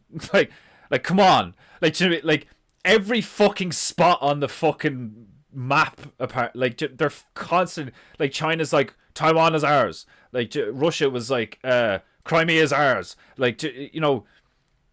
We do that shit all the fucking time, and you're trying to tell me that the Americans got to the fucking moon, and like, since then, other countries have been like, oh yeah, we're gonna try and get there too. It's like, no, it would be an insane fucking frothing at the mouth race to put a fucking, like, you know, communist flag on the fucking moon or something, like the fact that it's just the fact that you don't see lights spinning around the fucking moon like every night, the fact that you don't see like an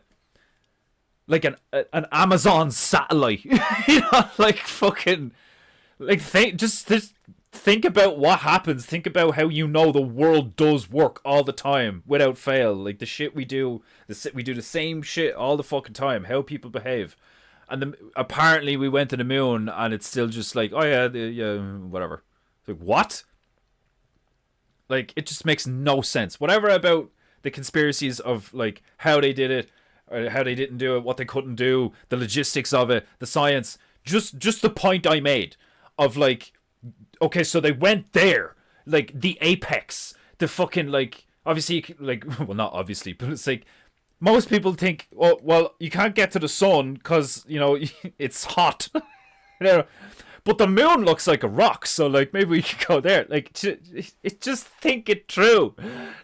Like, there's no fucking way that if they did get to that place, that they wouldn't be going to and from it all the fucking time, and they'd be fighting over it, and they're like, it would look completely different by now if they'd gotten there. Do you know what I mean? Like, and it looks exactly the same. It would look completely different. It's the same with Antarctica. It's the same, like, you know, this bullshit of like, oh, the penguins, and like, it's really cold. Like, it's like, but we know that modern science is capable of like some fucking wild shit. Like, so you're telling me that degenerate losers can have a sex doll that is like alchemically very similar now to like real flesh? Like, they're creepy. The hair, the eyes, the skin and all, like, so thousands of dollars, resources, like, you know, fucking, like, you know, whole warehouses full of these creepy fucking looking things for weirdos who can't find a woman to mate with. Like, you have that. But we don't go to the cold places. Like, there's dudes mining lithium in desert heat, like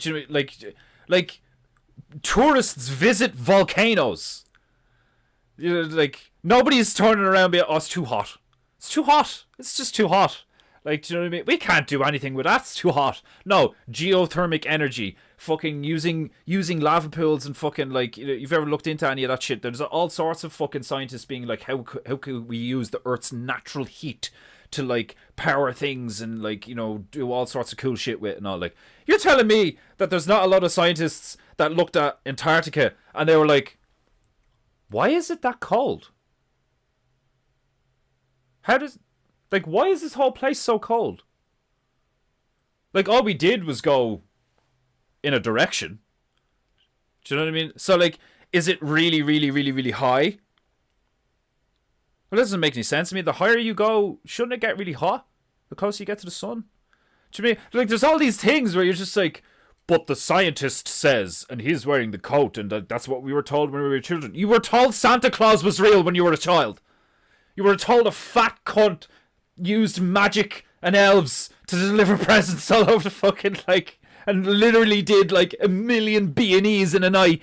Like, that's what you were fucking told when you were a kid. Like, do you know what I mean? Like, yeah, but like, the other stuff's true. Like, fuck off. Like, oh god.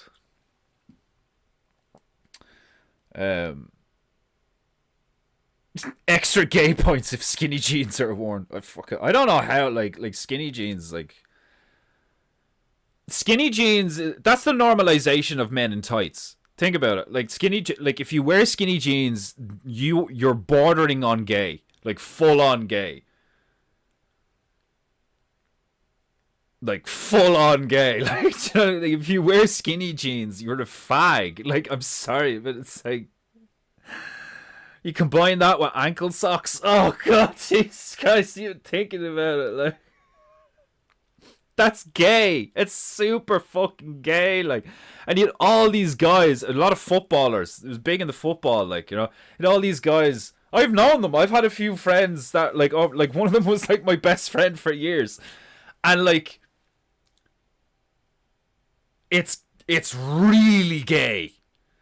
Like, and how you know it's really gay is like when gay fellas like think they're gorgeous. Like, do you know what I mean? Like a gay guy would probably look at me and be like, ugh. Like, do you know what I mean? But a gay guy would look at like these guys who are trying to be really masculine and like, you know, what do you call it? Like, I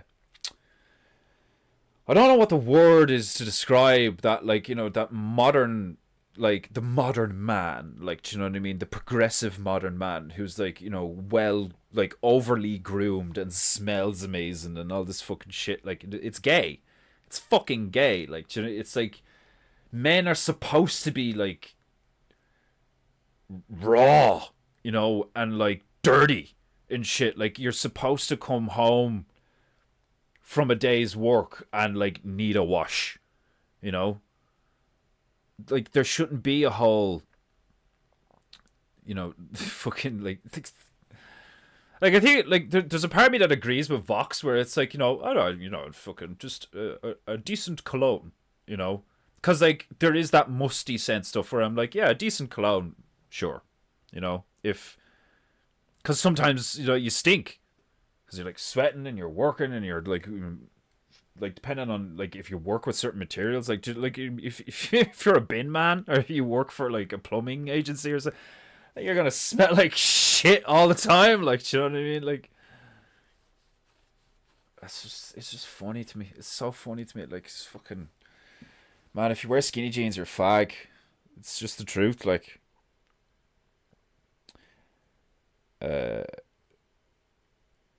yeah, domestic bliss. Oh man, I'm an hour and 40 minutes behind the chat, so this is probably going to be hilarious. Domestic bliss. Hilarious. He looks like a slad. Well, like Paul Joseph Watson. His stash is like pencil pet up but not at the same time. Yeah, it's really creepy. Like, the mustache is like it like gives me like an ick. It's weird. I'm like, dude, like what the fuck? It's like it's super creepy. Like,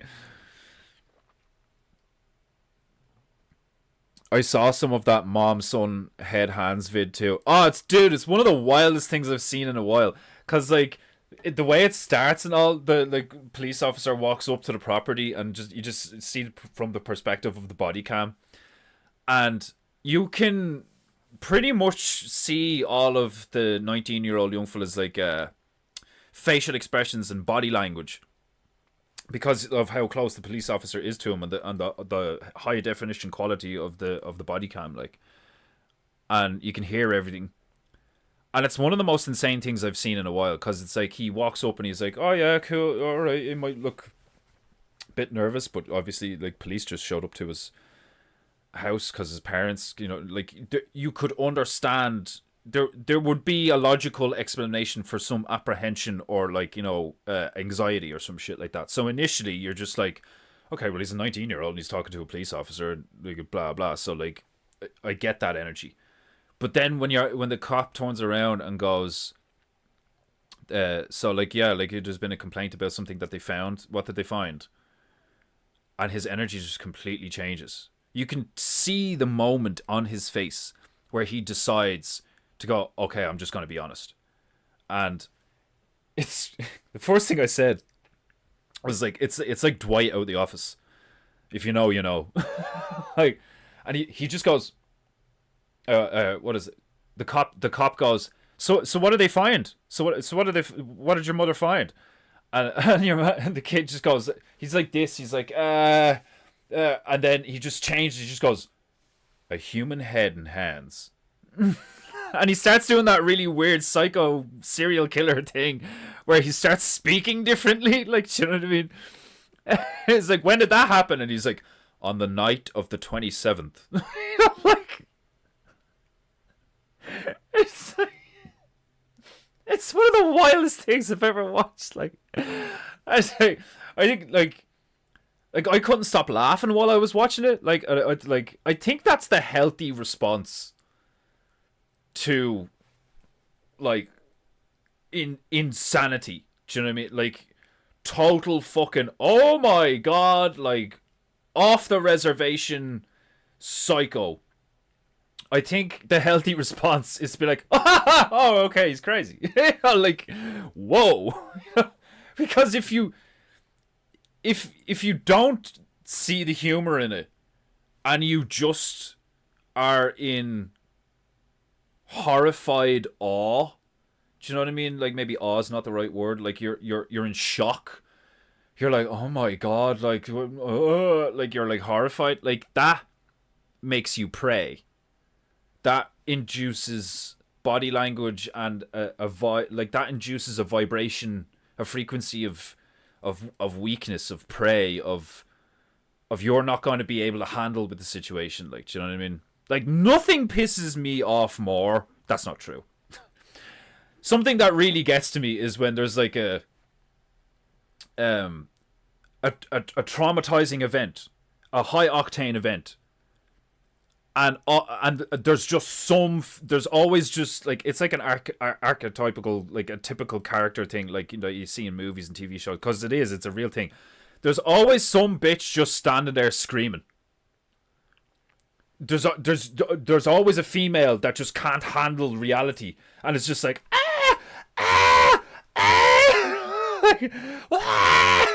like a child, you know.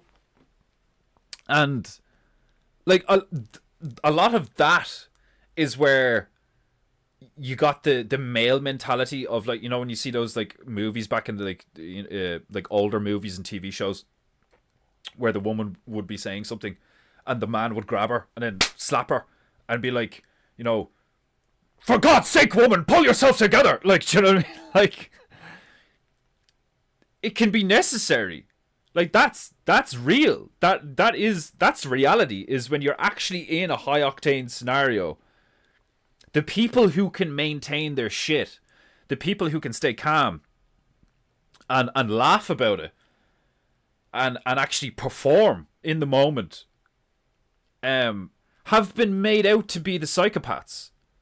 And the people who freak, and the people who talk about how, like, unbelievably horrible it is that these things happen, and how we could have prevented it, and like, why this stuff shouldn't happen, and what laws we should bring in so this doesn't happen again.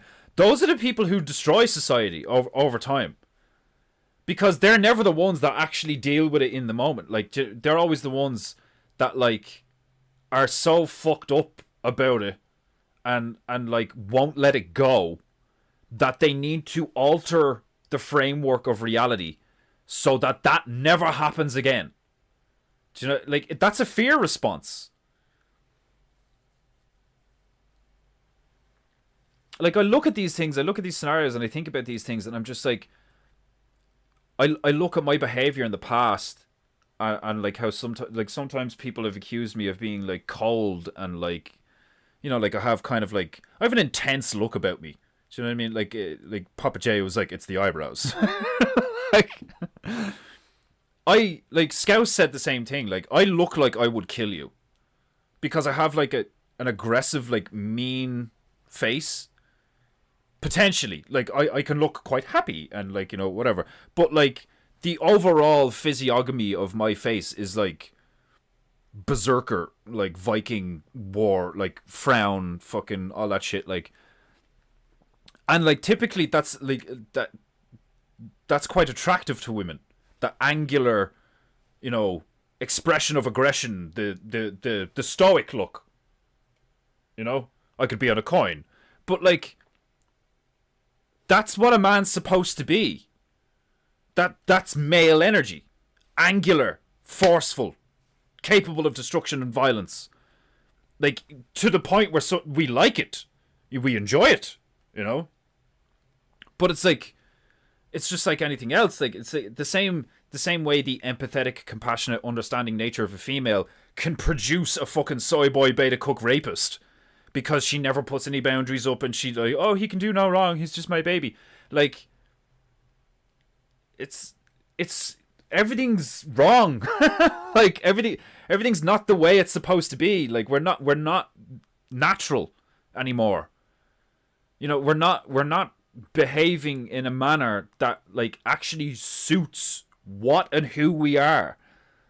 And that's why everything's so fucked up. And nobody's like acknowledging it. Do you know what I mean? Not nobody, but like, the vast majority of people are just like, oh, it's fucking, you know, they just blame something. They just like, they blame politics, or they blame this mad social jargon shite of like the patriarchy. Oh, the patriarchy. We need to dismantle the patriarchy. Like anarchists, like, do you know what I mean? Like anarchists crack me up when you look at it. Like, you know, when you start breaking that down logically, like, it's like, no rulers, says who? Like, you know what I mean?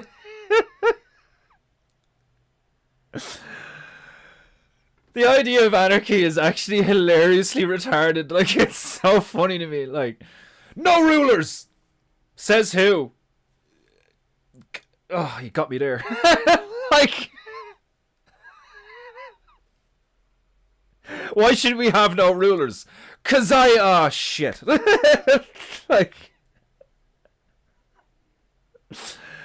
oh man, like, and there's so many things like that in today's society. It's like, so you do this? Yes.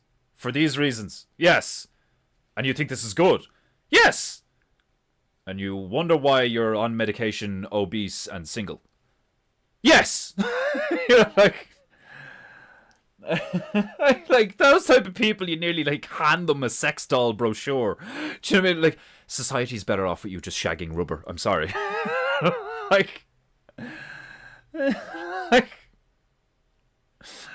that's why I agree with Owen that like you the passion, the compassion, and the empathy and the good, like, you want to be good and you want to help people and all, like, so you're like, oh no, things could be better, like, look, just you try to explain things and communicate, and you just get to a point where, like, the arrogance of me to think that I could change this level of fucked up with a conversation, like, you know what I mean? Like, the hubris to be like, no, things could totally be better. I mean, look, if we just fucking sit down and talk about it, we could just, like, a few hours later, you're just like, all right, kidnap the women and children and fucking glass the place. Jesus Christ, salt the earth.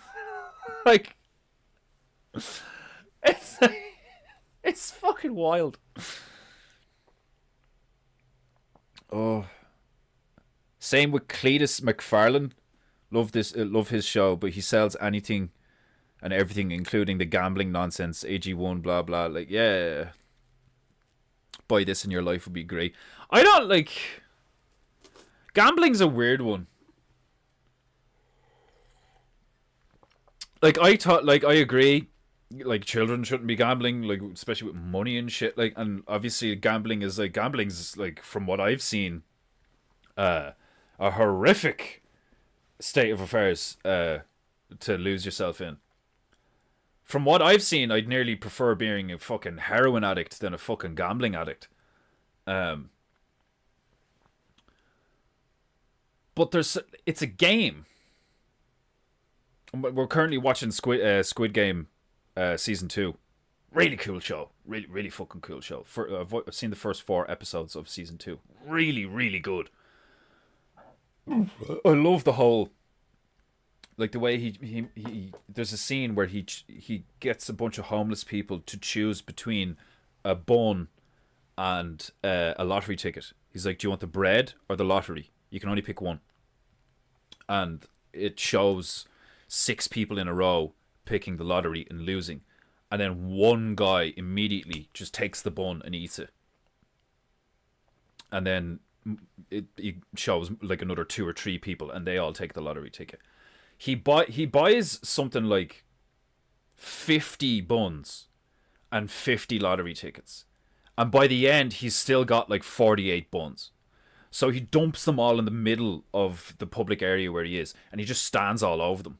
And one of the homeless people is like, "Why would you do that? Why would you waste food?" And he was like, I didn't waste this. You did. I gave you all the opportunity to take the bread or the ticket, and you all took the ticket. You made this decision.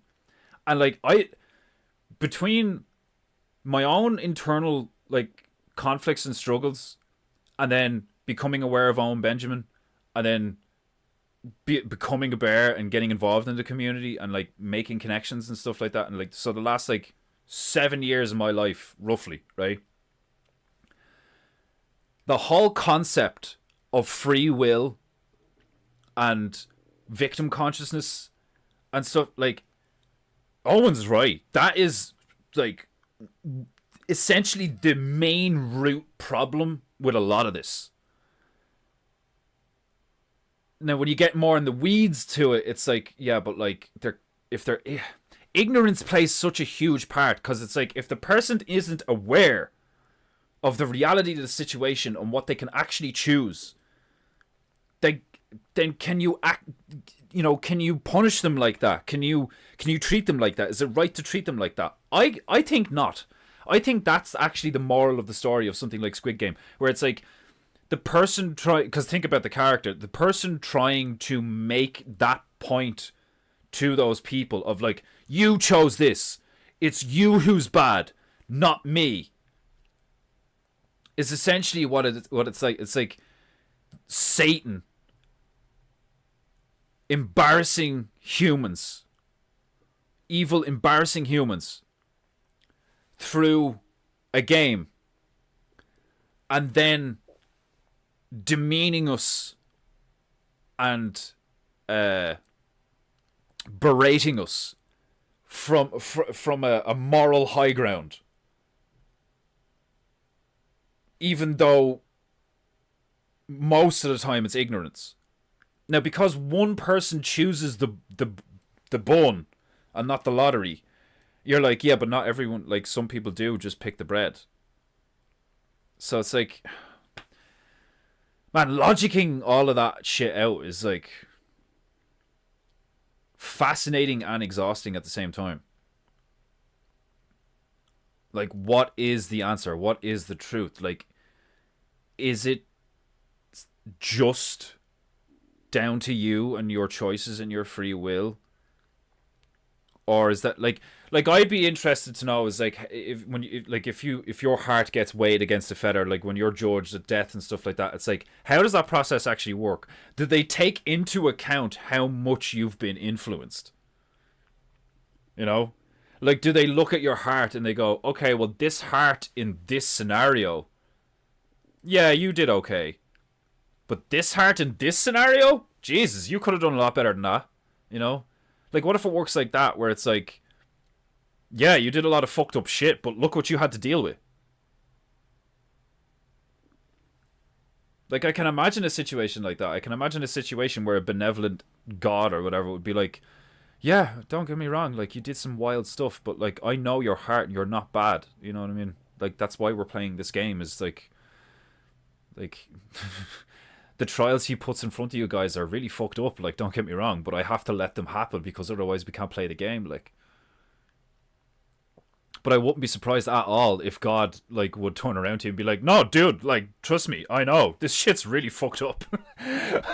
Like, yeah, that stuff is a heap of Jeet Street excretion. When I got diagnosed with a brain tumor a few years back, the medication did and does more damage to one's mind, body, and soul. Yeah, it's crazy. It's fucking crazy. I've spoken about, like, you know, watching my grandfather fucking die from Parkinson's, and like, man, it's brutal. It's so fucking brutal, like. And I genuinely think that if you trust doctors and you believe the doctor, like, it's the placebo effect, right? If you genuinely think that the medicine is going to make you better, like, you really believe it, it might make you better. But if you're like me, if you're anything like me, stay the fuck away from doctors and keep and take responsibility for your health and keep yourself healthy. Work out, eat relatively clean. Like, do you know what I mean? Cause like I've experienced that with my tooth pain. I just like took responsibility. Like, I'm still missing teeth. I need a lot of dental work done. Well, I don't know if I need it done. You know, you could argue that it's not a necessity, but like, I genuinely think the diagnosis is a big thing because the placebo effect works.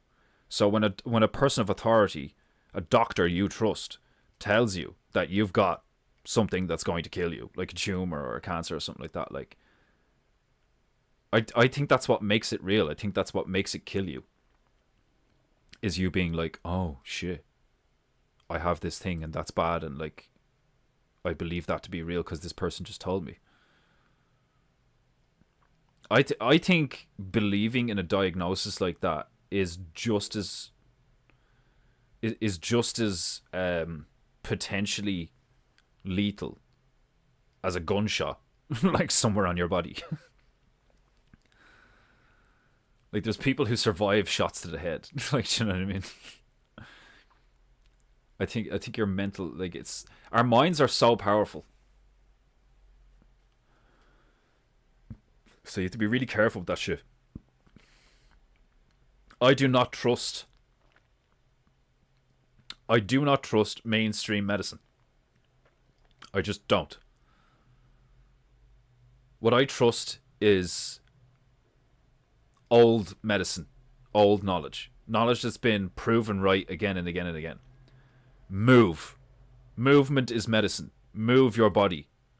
Exercise intensely. You don't have to do it all the time, but regularly push yourself physically. Very important. Drink plenty of water. Water is a solvent. I know, like, I didn't think of it like that, but it is. Think of water as a really benign acid. Because in a sense that's what it is. Like, do you know what I mean? Like, water helps break down stuff in your body. Water clears you out, cleans you out, and it hydrates you. And salt.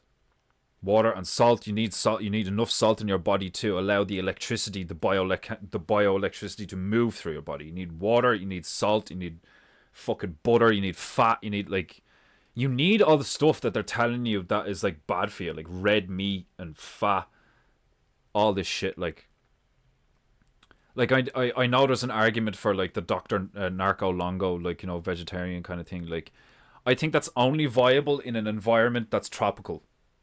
If you live in a place that's comparable to the Garden of Eden, sure, you can be a vegetarian, no problem. But if you live in a cold climate, like Ireland or, like, you know, parts of Europe or Russia or something like that, you need meat, fat. You know, one of the most dangerous carnivores on the planet, the polar bear, is like in a really cold region. You know, and, like, think about it. They're like the biggest bears as well. They're fucking huge, like. Loads of, like, deep sea Arctic fucking mammals, like whales and stuff. Like, it's so fucking cold, but, like, they're huge and they consume protein, you know? So, couldn't agree more. My parents used to put me on ADD pills as a kid. Shit turned me into a zombie and my grades suffered into... No way, they used to... Fucking, your parents drugged you up because you were too hyper? That's wild. That's fucking wild. Doctor put my youngest son on them. Was it Desmond? Or Demond? Oh, you're talking to... Oh, okay. Doctor put my youngest son on them. I took him off because I had rather him being bouncing off the walls than being a zombie. Yeah, like, that's... Like, children are supposed to have a shit ton of energy. It's so fucked, like. I'm on them to give me energy, go figure. Yeah, I'd stay away from pills and pharmaceuticals. I would stay away from pharmaceuticals, like, like, fucking, depending on where you live, like I would sooner if somebody asked me my opinion and asked me to like suggest what they should do, I would be like, dude, you're better off smoking weed than taking pharmaceutical drugs. You're better off, trying like a fucking different diet or something. Like start drinking more coffee or something. Like, do you know what I mean? It's like you're way better off trying to do something like that than to just take pharmaceuticals.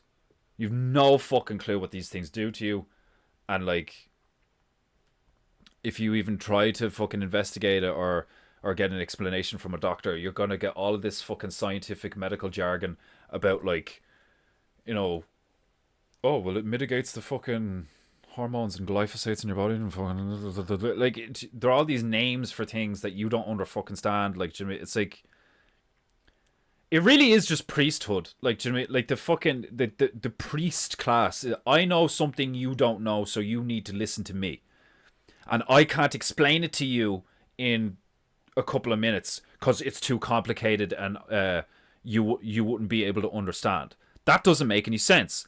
If you're an expert in the field, if you have a very intricate, detailed, and efficient, if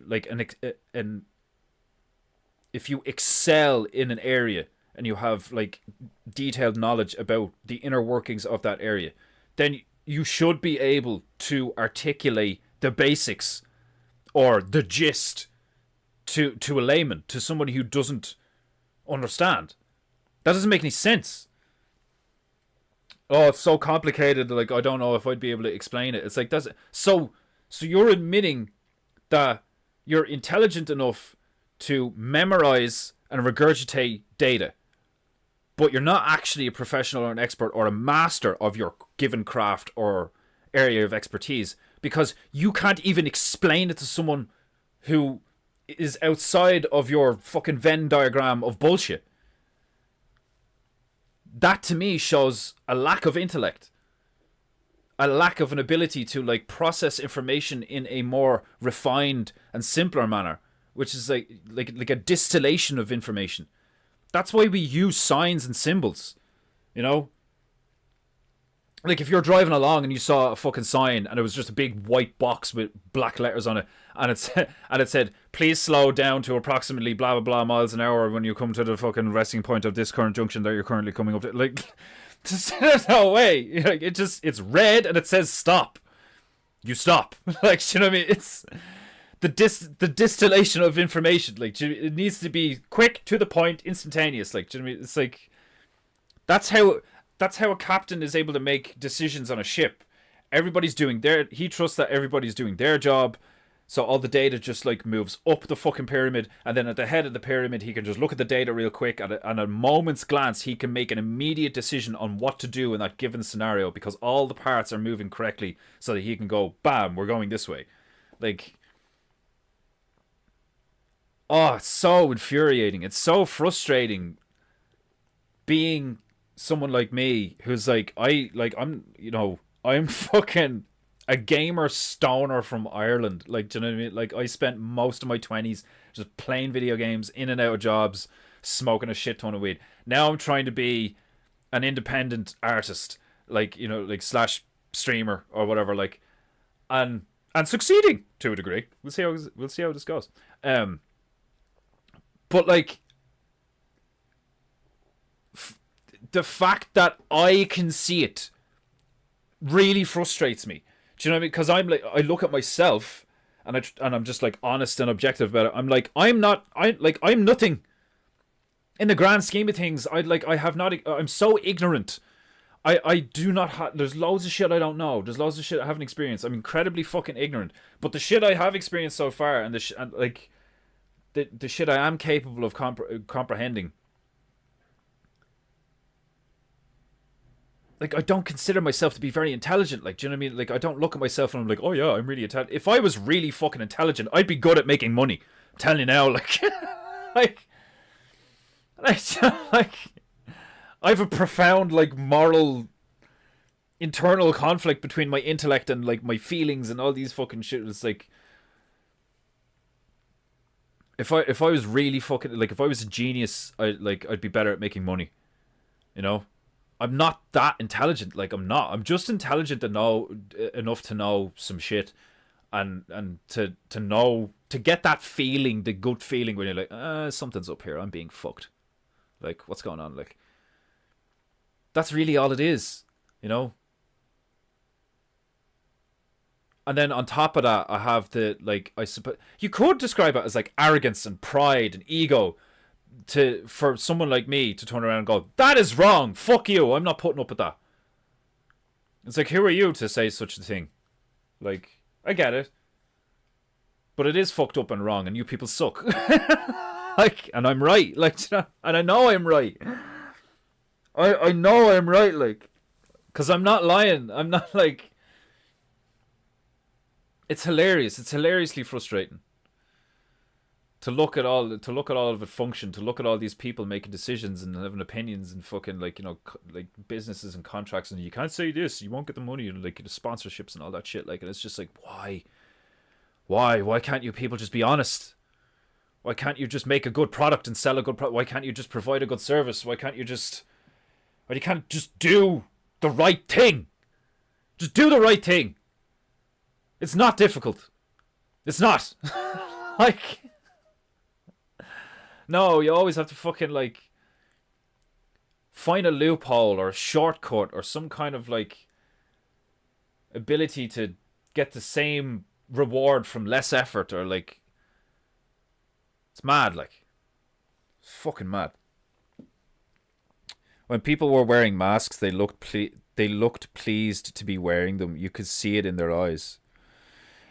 Yeah, like, I remember interacting with a few people that, like, seemed giddy, you know, like it was exciting to them. Freaks. Some of these people are like lemmings. Yeah, not like some, man. Like, I genuinely think most people are fucking lemmings right now. I think most people alive right now in the realm are NPC lemming sheep. Fucking, liabilities is what they are. Like, if we were in a group and we were trying to, like, survive in the wild, like, you pick, like, a zombie apocalypse scenario, the amount of people I would leave behind. I'm not sorry. Like, you know what I mean? I would look at the kids, I would look at the women, I would look at my bros, and then I would look at all the fucking lemmings, and I'd be like, we are leaving them behind. I don't give a fuck how bad you feel about it, how, like, you know, oh, the poor people. Fuck them. Fuck them. Like, like, I get it. I have that feeling too. I have the empathy. I get that feeling of, like, oh no, like, you know, but we should try save them. Like, do you know what I mean? They're innocent. Like, you know, oh, but the people, no, they're on their own. If they make it, they make it. If they don't, they don't. Like, the right thing to do is to save yourself and then the people you love. You can't save the people you love. You can't help the people you love if you're not okay. You are number one. You are the MVP. You are the most you are the most important thing in your life. Even when you have kids. Oh no, the kids are, you know, they're God's children. They're the most important thing. No, they're not. The kids will die if you're not there. The kids will have a less of a life if you're not around. The kids will have lower quality fucking experiences in life and will have greater difficulty if you're not doing your best. How do you do your best? How do you stick around? You take care of yourself. It's so stupid. Like, I need to sacrifice to the children. So you're literally saying you need to sacrifice yourself for your kids, and you don't see the verbal fucking wizardry with that? No, you don't. You need to be strong, disciplined, reliable, powerful, intelligent, like, morally disciplined. You need to be these things for your children, for the people, for yourself, for society. Fuck sacrifice in that context. I'm not against sacrifice, but, like, you know, like, ideal, like, moral sacrifice, like, do you know what I mean? Like, these people actually want you to sacrifice your light, your soul, your body, your mind over years for nothing. For what? Money? Paper with fucking ink on it. It's ridiculous. Oh.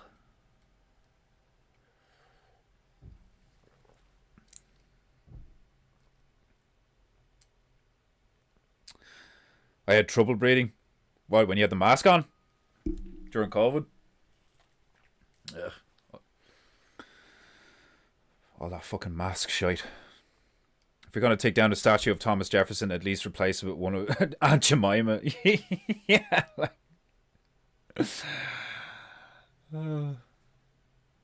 I've wrote many papers on art and so-called modern art. Oh, stop, yeah. We should put Swiss cowbells on some people, yeah.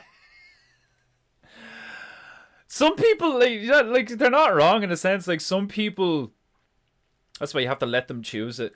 A lot of people do, like, not deserve. A lot of people belong in a hive. A lot of people belong in the beehive. It's their choice. It's who they are. It's what they want. Let them off. Like, do you know what I mean? Maybe normies have been taken over.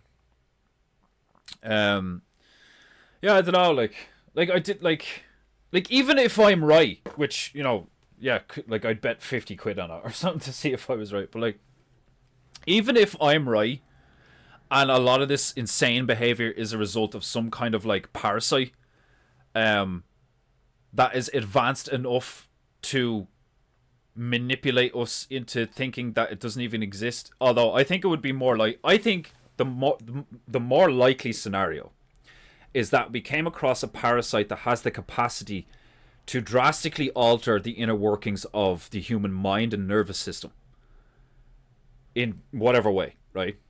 Essentially creating a zombie or a host or a much more malleable, like a worker bee, a drone, instead of like an aware, live, individualistic human being, right?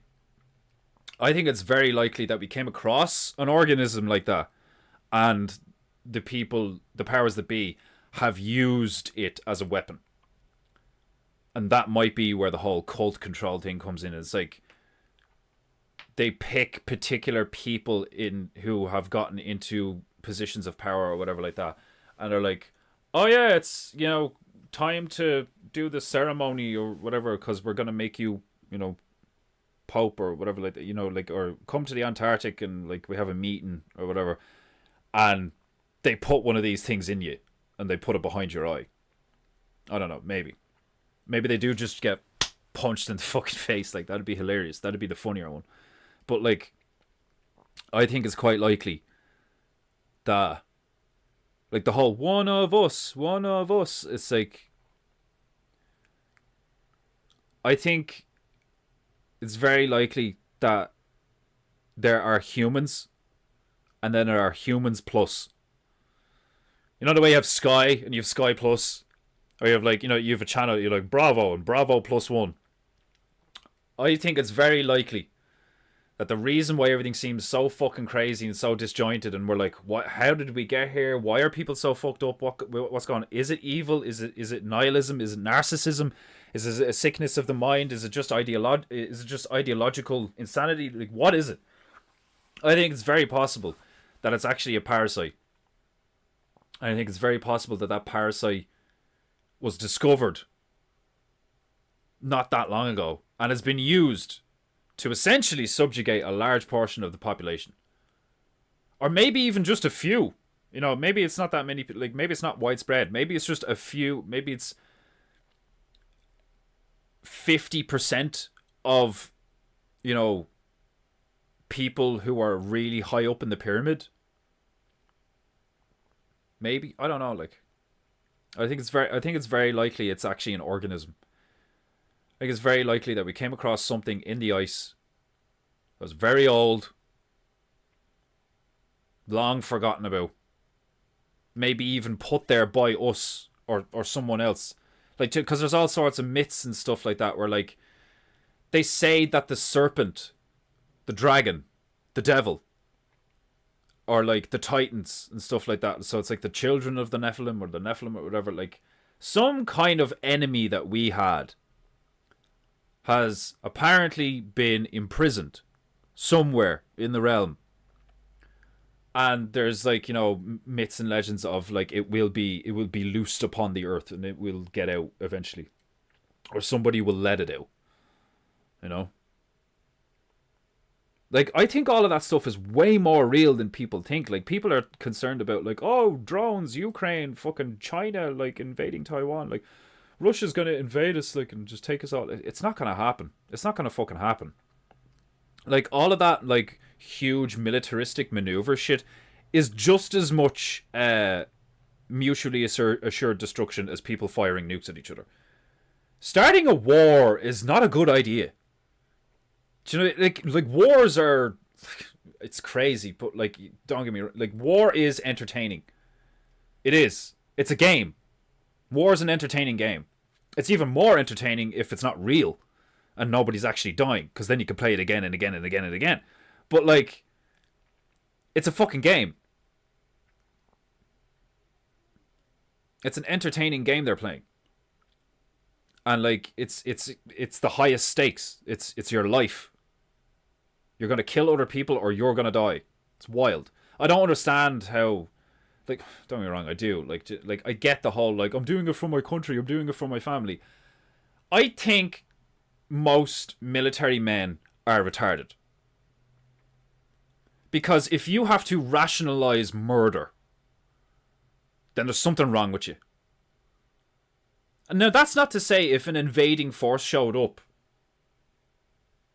and, like, you fought back. That's totally different. The whole idea of leaving your country to go kill other people is fundamentally retarded. There's no rationalization. There's no logical reason for it. There's no fucking, like, there's no point. That, like, you're doing that for money. You're doing that for clout. You're doing that for pride. You're doing it for ego. You're doing it for bloodlust. You're not doing it to defend your family and your country. If you're defending your family and your country, you're at home. That's how you defend your family and your country. You're at home, defending your family and country. You're not abroad while your missus gets fucked by your neighbour and your kids get raised by a fucking foreigner and you're shooting foreigners. Like, don't get me wrong. Like, I have a respect for men of discipline and, like, ability and stuff like that. But, like, the whole idea of, like, you know, oh yeah, I was in the service for, I did 2 tours in Iraq. Like, if you have pride in killing for a bank or a country, then I'm not surprised you, like, that you have PTSD, or that, like, people think you can be a bit of a dick. Like, do you know what I mean? Like, I think you're an idiot. I think those people are idiots. I think it's an ingenious way to kill a lot of idiots is war.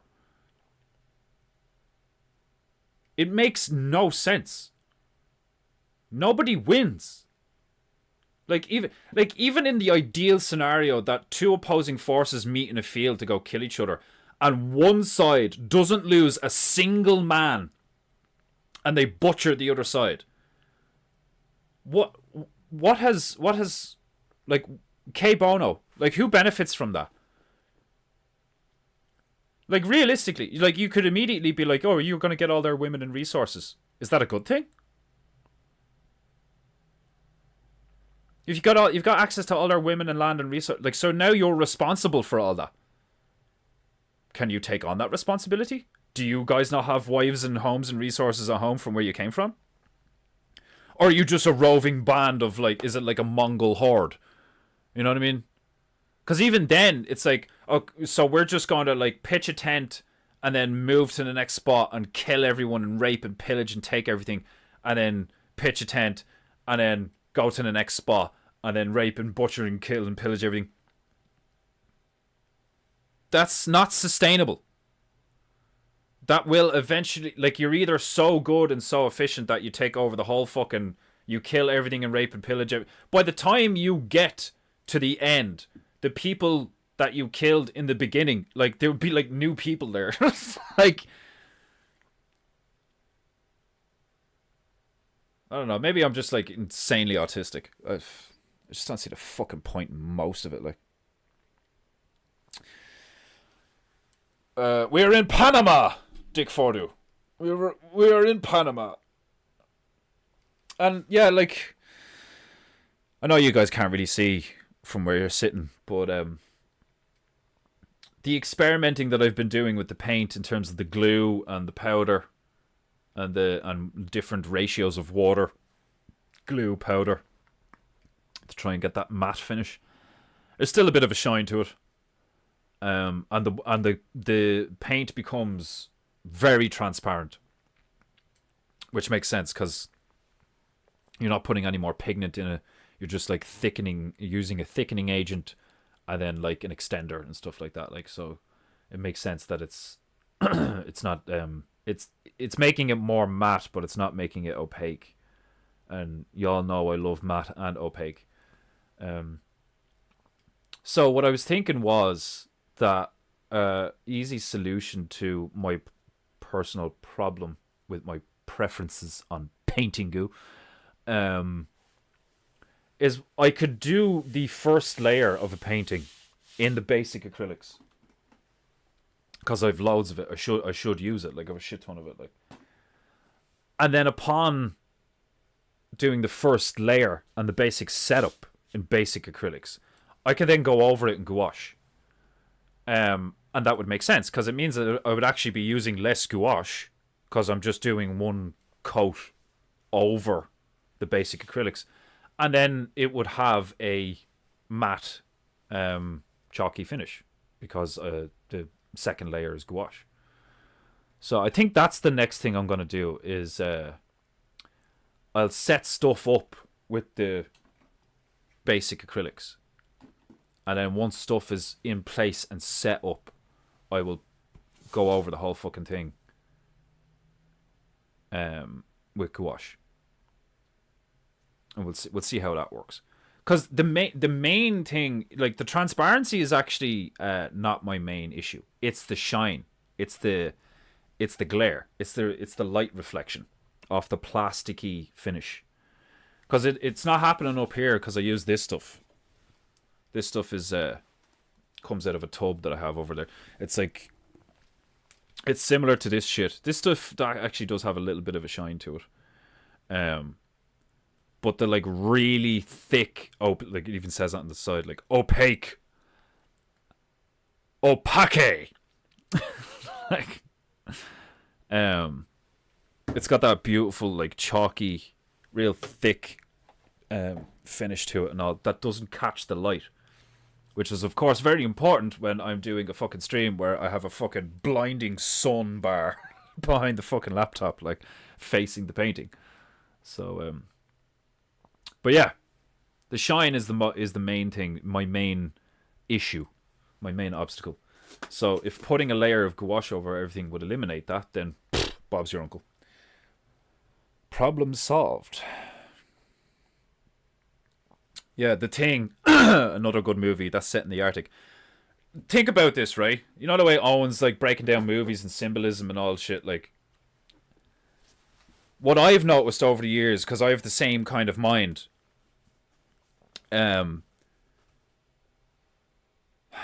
what's that movie I recently watched? Fuck. There was a movie I recently watched that was very similar. There was aliens, parasites, it was in the cold, the military got involved. It was fucking up the animals. Oh, what was it? It was a sci-fi movie that came out. It stars Timothy Olyphant and a few other very prominent actors at the time. I can't remember the fucking name of some of them now. Like some big actors in it. I can't remember the general. I only watched it recently. I can't remember what it was fucking called, but it was really good and I enjoyed it. But it reminded me of like Alien versus Predator. They find a Aztec-looking pyramid deep under the ice in the Arctic. And then it has the Xenos, the alien, the black snake. The evil that takes many forms. And then The Thing. Out in the ice. Alien. Evil that takes many forms. Like, you seen the pattern here? Like, you know what I mean? Like, there is an evil in the ice that takes many forms. Like, do you know what I mean? Like, I don't know. Like, I genuinely think I'm right. Like, I genuinely think I'm onto something. But, like, obviously I'm ignorant and I'm retarded when it comes to some shit. Like, do you know what I mean? And I've no, like, frame of reference for, like, half of it. Like, you know, and I'm working off of, like, movies, which are essentially propaganda videos. Like, you know, like, I wonder if I could find, if I could find a source, if I could find a index or a source of first world, like not first world, like what's it called, primary resources, primary evidence. So like a dude's journal, like photographs, like of actual Antarctic and polar expeditions and weird things that happened on them or whatever. You know, like actual fucking stories. But even then, it's like some dude's diary isn't reliable info. He could be lying. He could be exaggerating. You know? It's hard. Like you need actual like evidence, like proof. And when we live in a time where it's like people have gotten really good at faking shit, you know. So sometimes it is hard to tell, like, you know, like is it real? I don't know, you know. I think my ex came from the Arctic ice. Oh, Gypsy Bear, what's the crack? The heart of the problem is the problem with the heart. Yeah, that's a good way to put it. It's a bit too simple for my liking, but yeah, that's a good way to put it.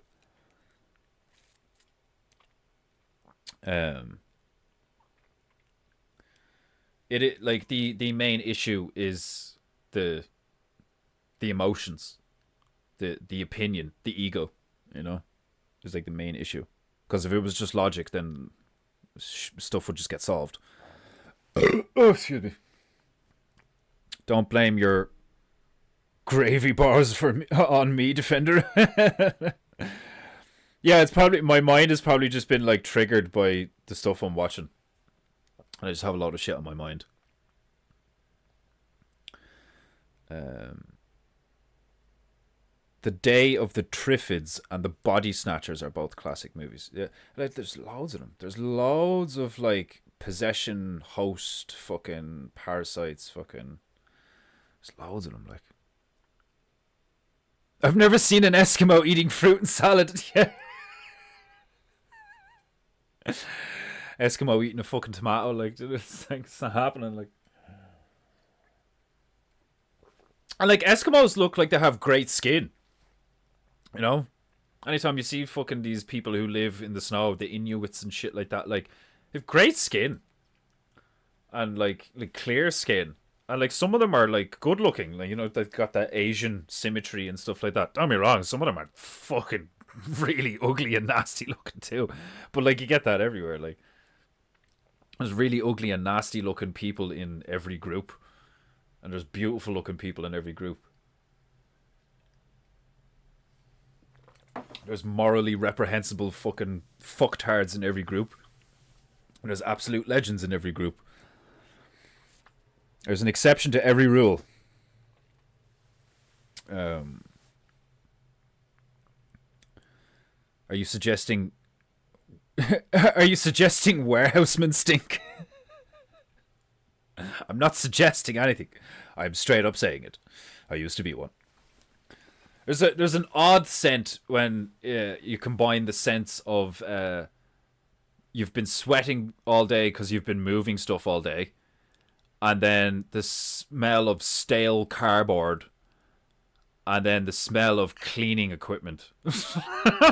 Like, when you combine those scents, it's like, it's fucking weird. Like, I remember I'd like pick up my jacket sometimes and I'd be like, that doesn't smell like smoking weed. It smells fucking weird as fuck. Like, a stale warehouse smell is an odd scent. The top knot is most feared by wicked spirits as they can be swirled away by it. Yeah, like, it's just, you know, Most evil is smoke and mirrors. So when I do this, the smoke just dissipates. Dreamcatcher. Thank you. Dreamcatcher. Fucking trees. Dreamcatcher. Yeah. And it's called Dreamcatcher. And then, it wasn't just the alien stuff. There was also the weird psychic telepathic shit with the kid and all, like, who actually, who turns out to be one of the aliens, and that's why he's like that. Okay. Yeah, it's all coming back to me now. Yeah, that was a really interesting one. Part of me would like to do stuff like that. Like, I've said that before, where, like, part of me would like to take the time to make, like, do a stream like Owen does, where take clips and scenes and, like, screenshots from movies and TV shows and video games and stuff, and, like, string a theory together. Because, like, do you know what else has parasites and, like, magic and a cold region in it as well? Bloodborne. The video game Bloodborne. It's all about vampires, werewolves, blood magic. But it's also got that cosmic parasite god, like, Lovecraftian stuff in it. Like, fascinating game. Like, fascinating story for a game. Like, you know, it's not just a really good game. It's also a fascinating narrative and a universe for something to take place in. And it's very similar. It's very, very fucking similar. Like the hunters, the idea of hunters and stuff. So, like, Alien vs. Predator takes place in the ice, under the ice, in a cold place. They come across an enemy that takes many forms. It is serpent-like in nature. The main protagonist or good guy is a hunter, very tribalistic, uses, like, you know, spears, blades. They have sigils marking their rank and file. Right, now you have Dreamcatcher. Bunch of, like, old friends go on a hunting vacation in, like, a fucking cold Arctic cabin up in the woods in the middle of the snow, and they come across an evil that takes many forms. It infects the animals, it infects the people, and it's a serpent. It's a telepathic serpent. So they come across an evil that takes many forms in the cold. So it's Dreamcatcher, that's AVP. The Thing. They come across an evil that takes many forms in the cold. Like, are we beginning to notice a pattern here? Like, what if it's like the flood? What if it's like the story of Noah, where it's like every culture has a story of Noah? What if every culture, or lots of cultures, have a myth, a story about hunters finding shit in the cold, that an evil that takes many forms, and its original form is like a serpent? What if it is just a particular form of parasite that we've encountered over, you know, time? That's like, you know, like, you got the parasites that can do that shit to ants, you got the parasites that can do that shit to slugs and stuff like that. Like, this is another level. This is like, you know, like the difference between a spider monkey and a gorilla, right? Imagine the parasite that takes over, the parasite and the fungi that takes over the ant and completely alters its behavior for the benefit of the fungi. Imagine that is the spider monkey. Now imagine a parasite that is, you know, of the same equation. So, difference between spider monkey and gorilla. They're both primates. They're both omnivores. They both look physically similar. Both have fur, all this fucking shit. But one is a spider monkey and one is a gorilla. One is like another level. It's like if you were to do it in tiers, you know, if you were to do it in levels, like gorilla is like, okay, that's the big one that could really fuck you up, right? Do the same thing. You got a parasite or a small, cause the parasite that comes out of that fucking the praying mantis, like, that was the one that really freaked me out. Cause, like, when you see the spores and they hit an ant, And then the ant is all like, oh, what's going on? And then like its behavior changes, and it only shows physical signs of having been fucked by with something. Fucked with by something. When it gets up to the right branch and the spore starts to come out of its head.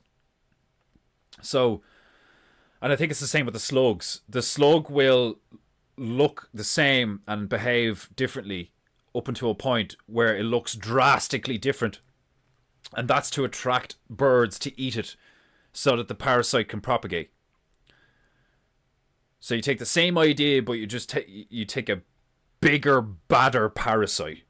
The difference between a spider monkey and a gorilla. Okay, well, it's not just going to take you over, alter your behavior, and then eventually alter your physical form.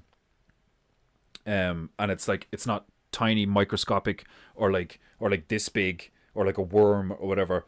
It's a full-on snake. It doesn't have to physically, it doesn't have, like, because think about it, the other ones have to physically interact with you to cause some kind of biochemical, interplay, right? What if this thing doesn't have to physically touch you? What if the way this thing works is it draws you in telepathically, and then it gets you physically, and then you're like totally fucked, kind of like a Siren's song thing. Because if it's under the ice, how would you come across it? Were you just digging, looking for shit anyway? Were you just looking for pyramids and you found this thing? Or were you drawn to this thing? Because that's how it works. And that's why they hid it in the ice. That's why people put it there, maybe. Because the second you come within range of these things, they start fucking with your mind. And then, like, you're, like, drawn to, like, letting them in or something, like. Crazy stuff. Fascinating to ponder, obviously.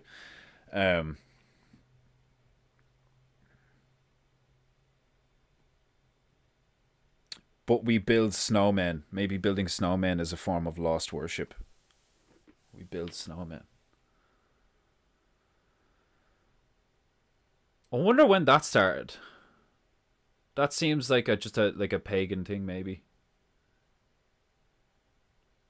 Like, I'd say, like, like carvings, sculptures, art, mimicry of certain forms. It's been around in various forms for God knows how long. So, like, what if the snowman was the Arctic version of a scarecrow? And now it's just like tradition or something. That is a funny one, though. It's like, why do we make snowmen? Like, is it just for the lols? Is there a tradition behind it? Are there myths behind it? Because, like, you look at scarecrows and it's like, there's a utility to that. If I make it look like there's a man in the field, whatever. There's a utility to it. But a snowman? Yeah, I don't know. Anyway, I'm going to leave it there, guys. I've been sitting here for nearly 3 hours talking a load of shit. I hope you like. Here's one I made earlier. So yeah, we'll return to Panama tomorrow, and we have a raccoon to paint. And he's supposed to be, and I think we have a hill, and we need a raccoon and a telephone. So I think the plan is to do a raccoon with a phone calling in an airstrike or some shit, But that will be tomorrow. So I hope you enjoyed my epic fucking rant today about what was on my mind, which is basically the same thing that's been on my mind for over a year now. Is like, what the fuck's going on? Parasites and shit. But anyway, finished. I'm stopping. I'm stopping my brain. I need to turn my brain off. I need to get some food. Maybe the snowman used to be a totem to ward off something. Yeah, that's what I'm thinking. That's why I thought scarecrow. I was like, maybe they used to make snowmen to, like, maybe it was like a sign or something like that, or like some kind of ward or some shit. But anyway, I'm gonna love you and leave you all, my beloved Japanites. Remember, if you have any honor, you will pay for PEINTEINGU. And I will return same time, same place, same high-octane painting energy, unless I go on a rant again, which I probably won't. It's usually like one or two of these a week, depending on how my brain is going. But anyway, I hope you enjoyed. Obviously, some of you did if you stuck around for 2.5 hours. Today was a good ranting goo session. Excellent. The thing I do not want is to just, bore people, but without sounding arrogant, I don't know how you could be bored if you're into what I'm talking about. Do you know what I mean? It's not that I don't think I'm entertaining when I rant. I'm just ranting.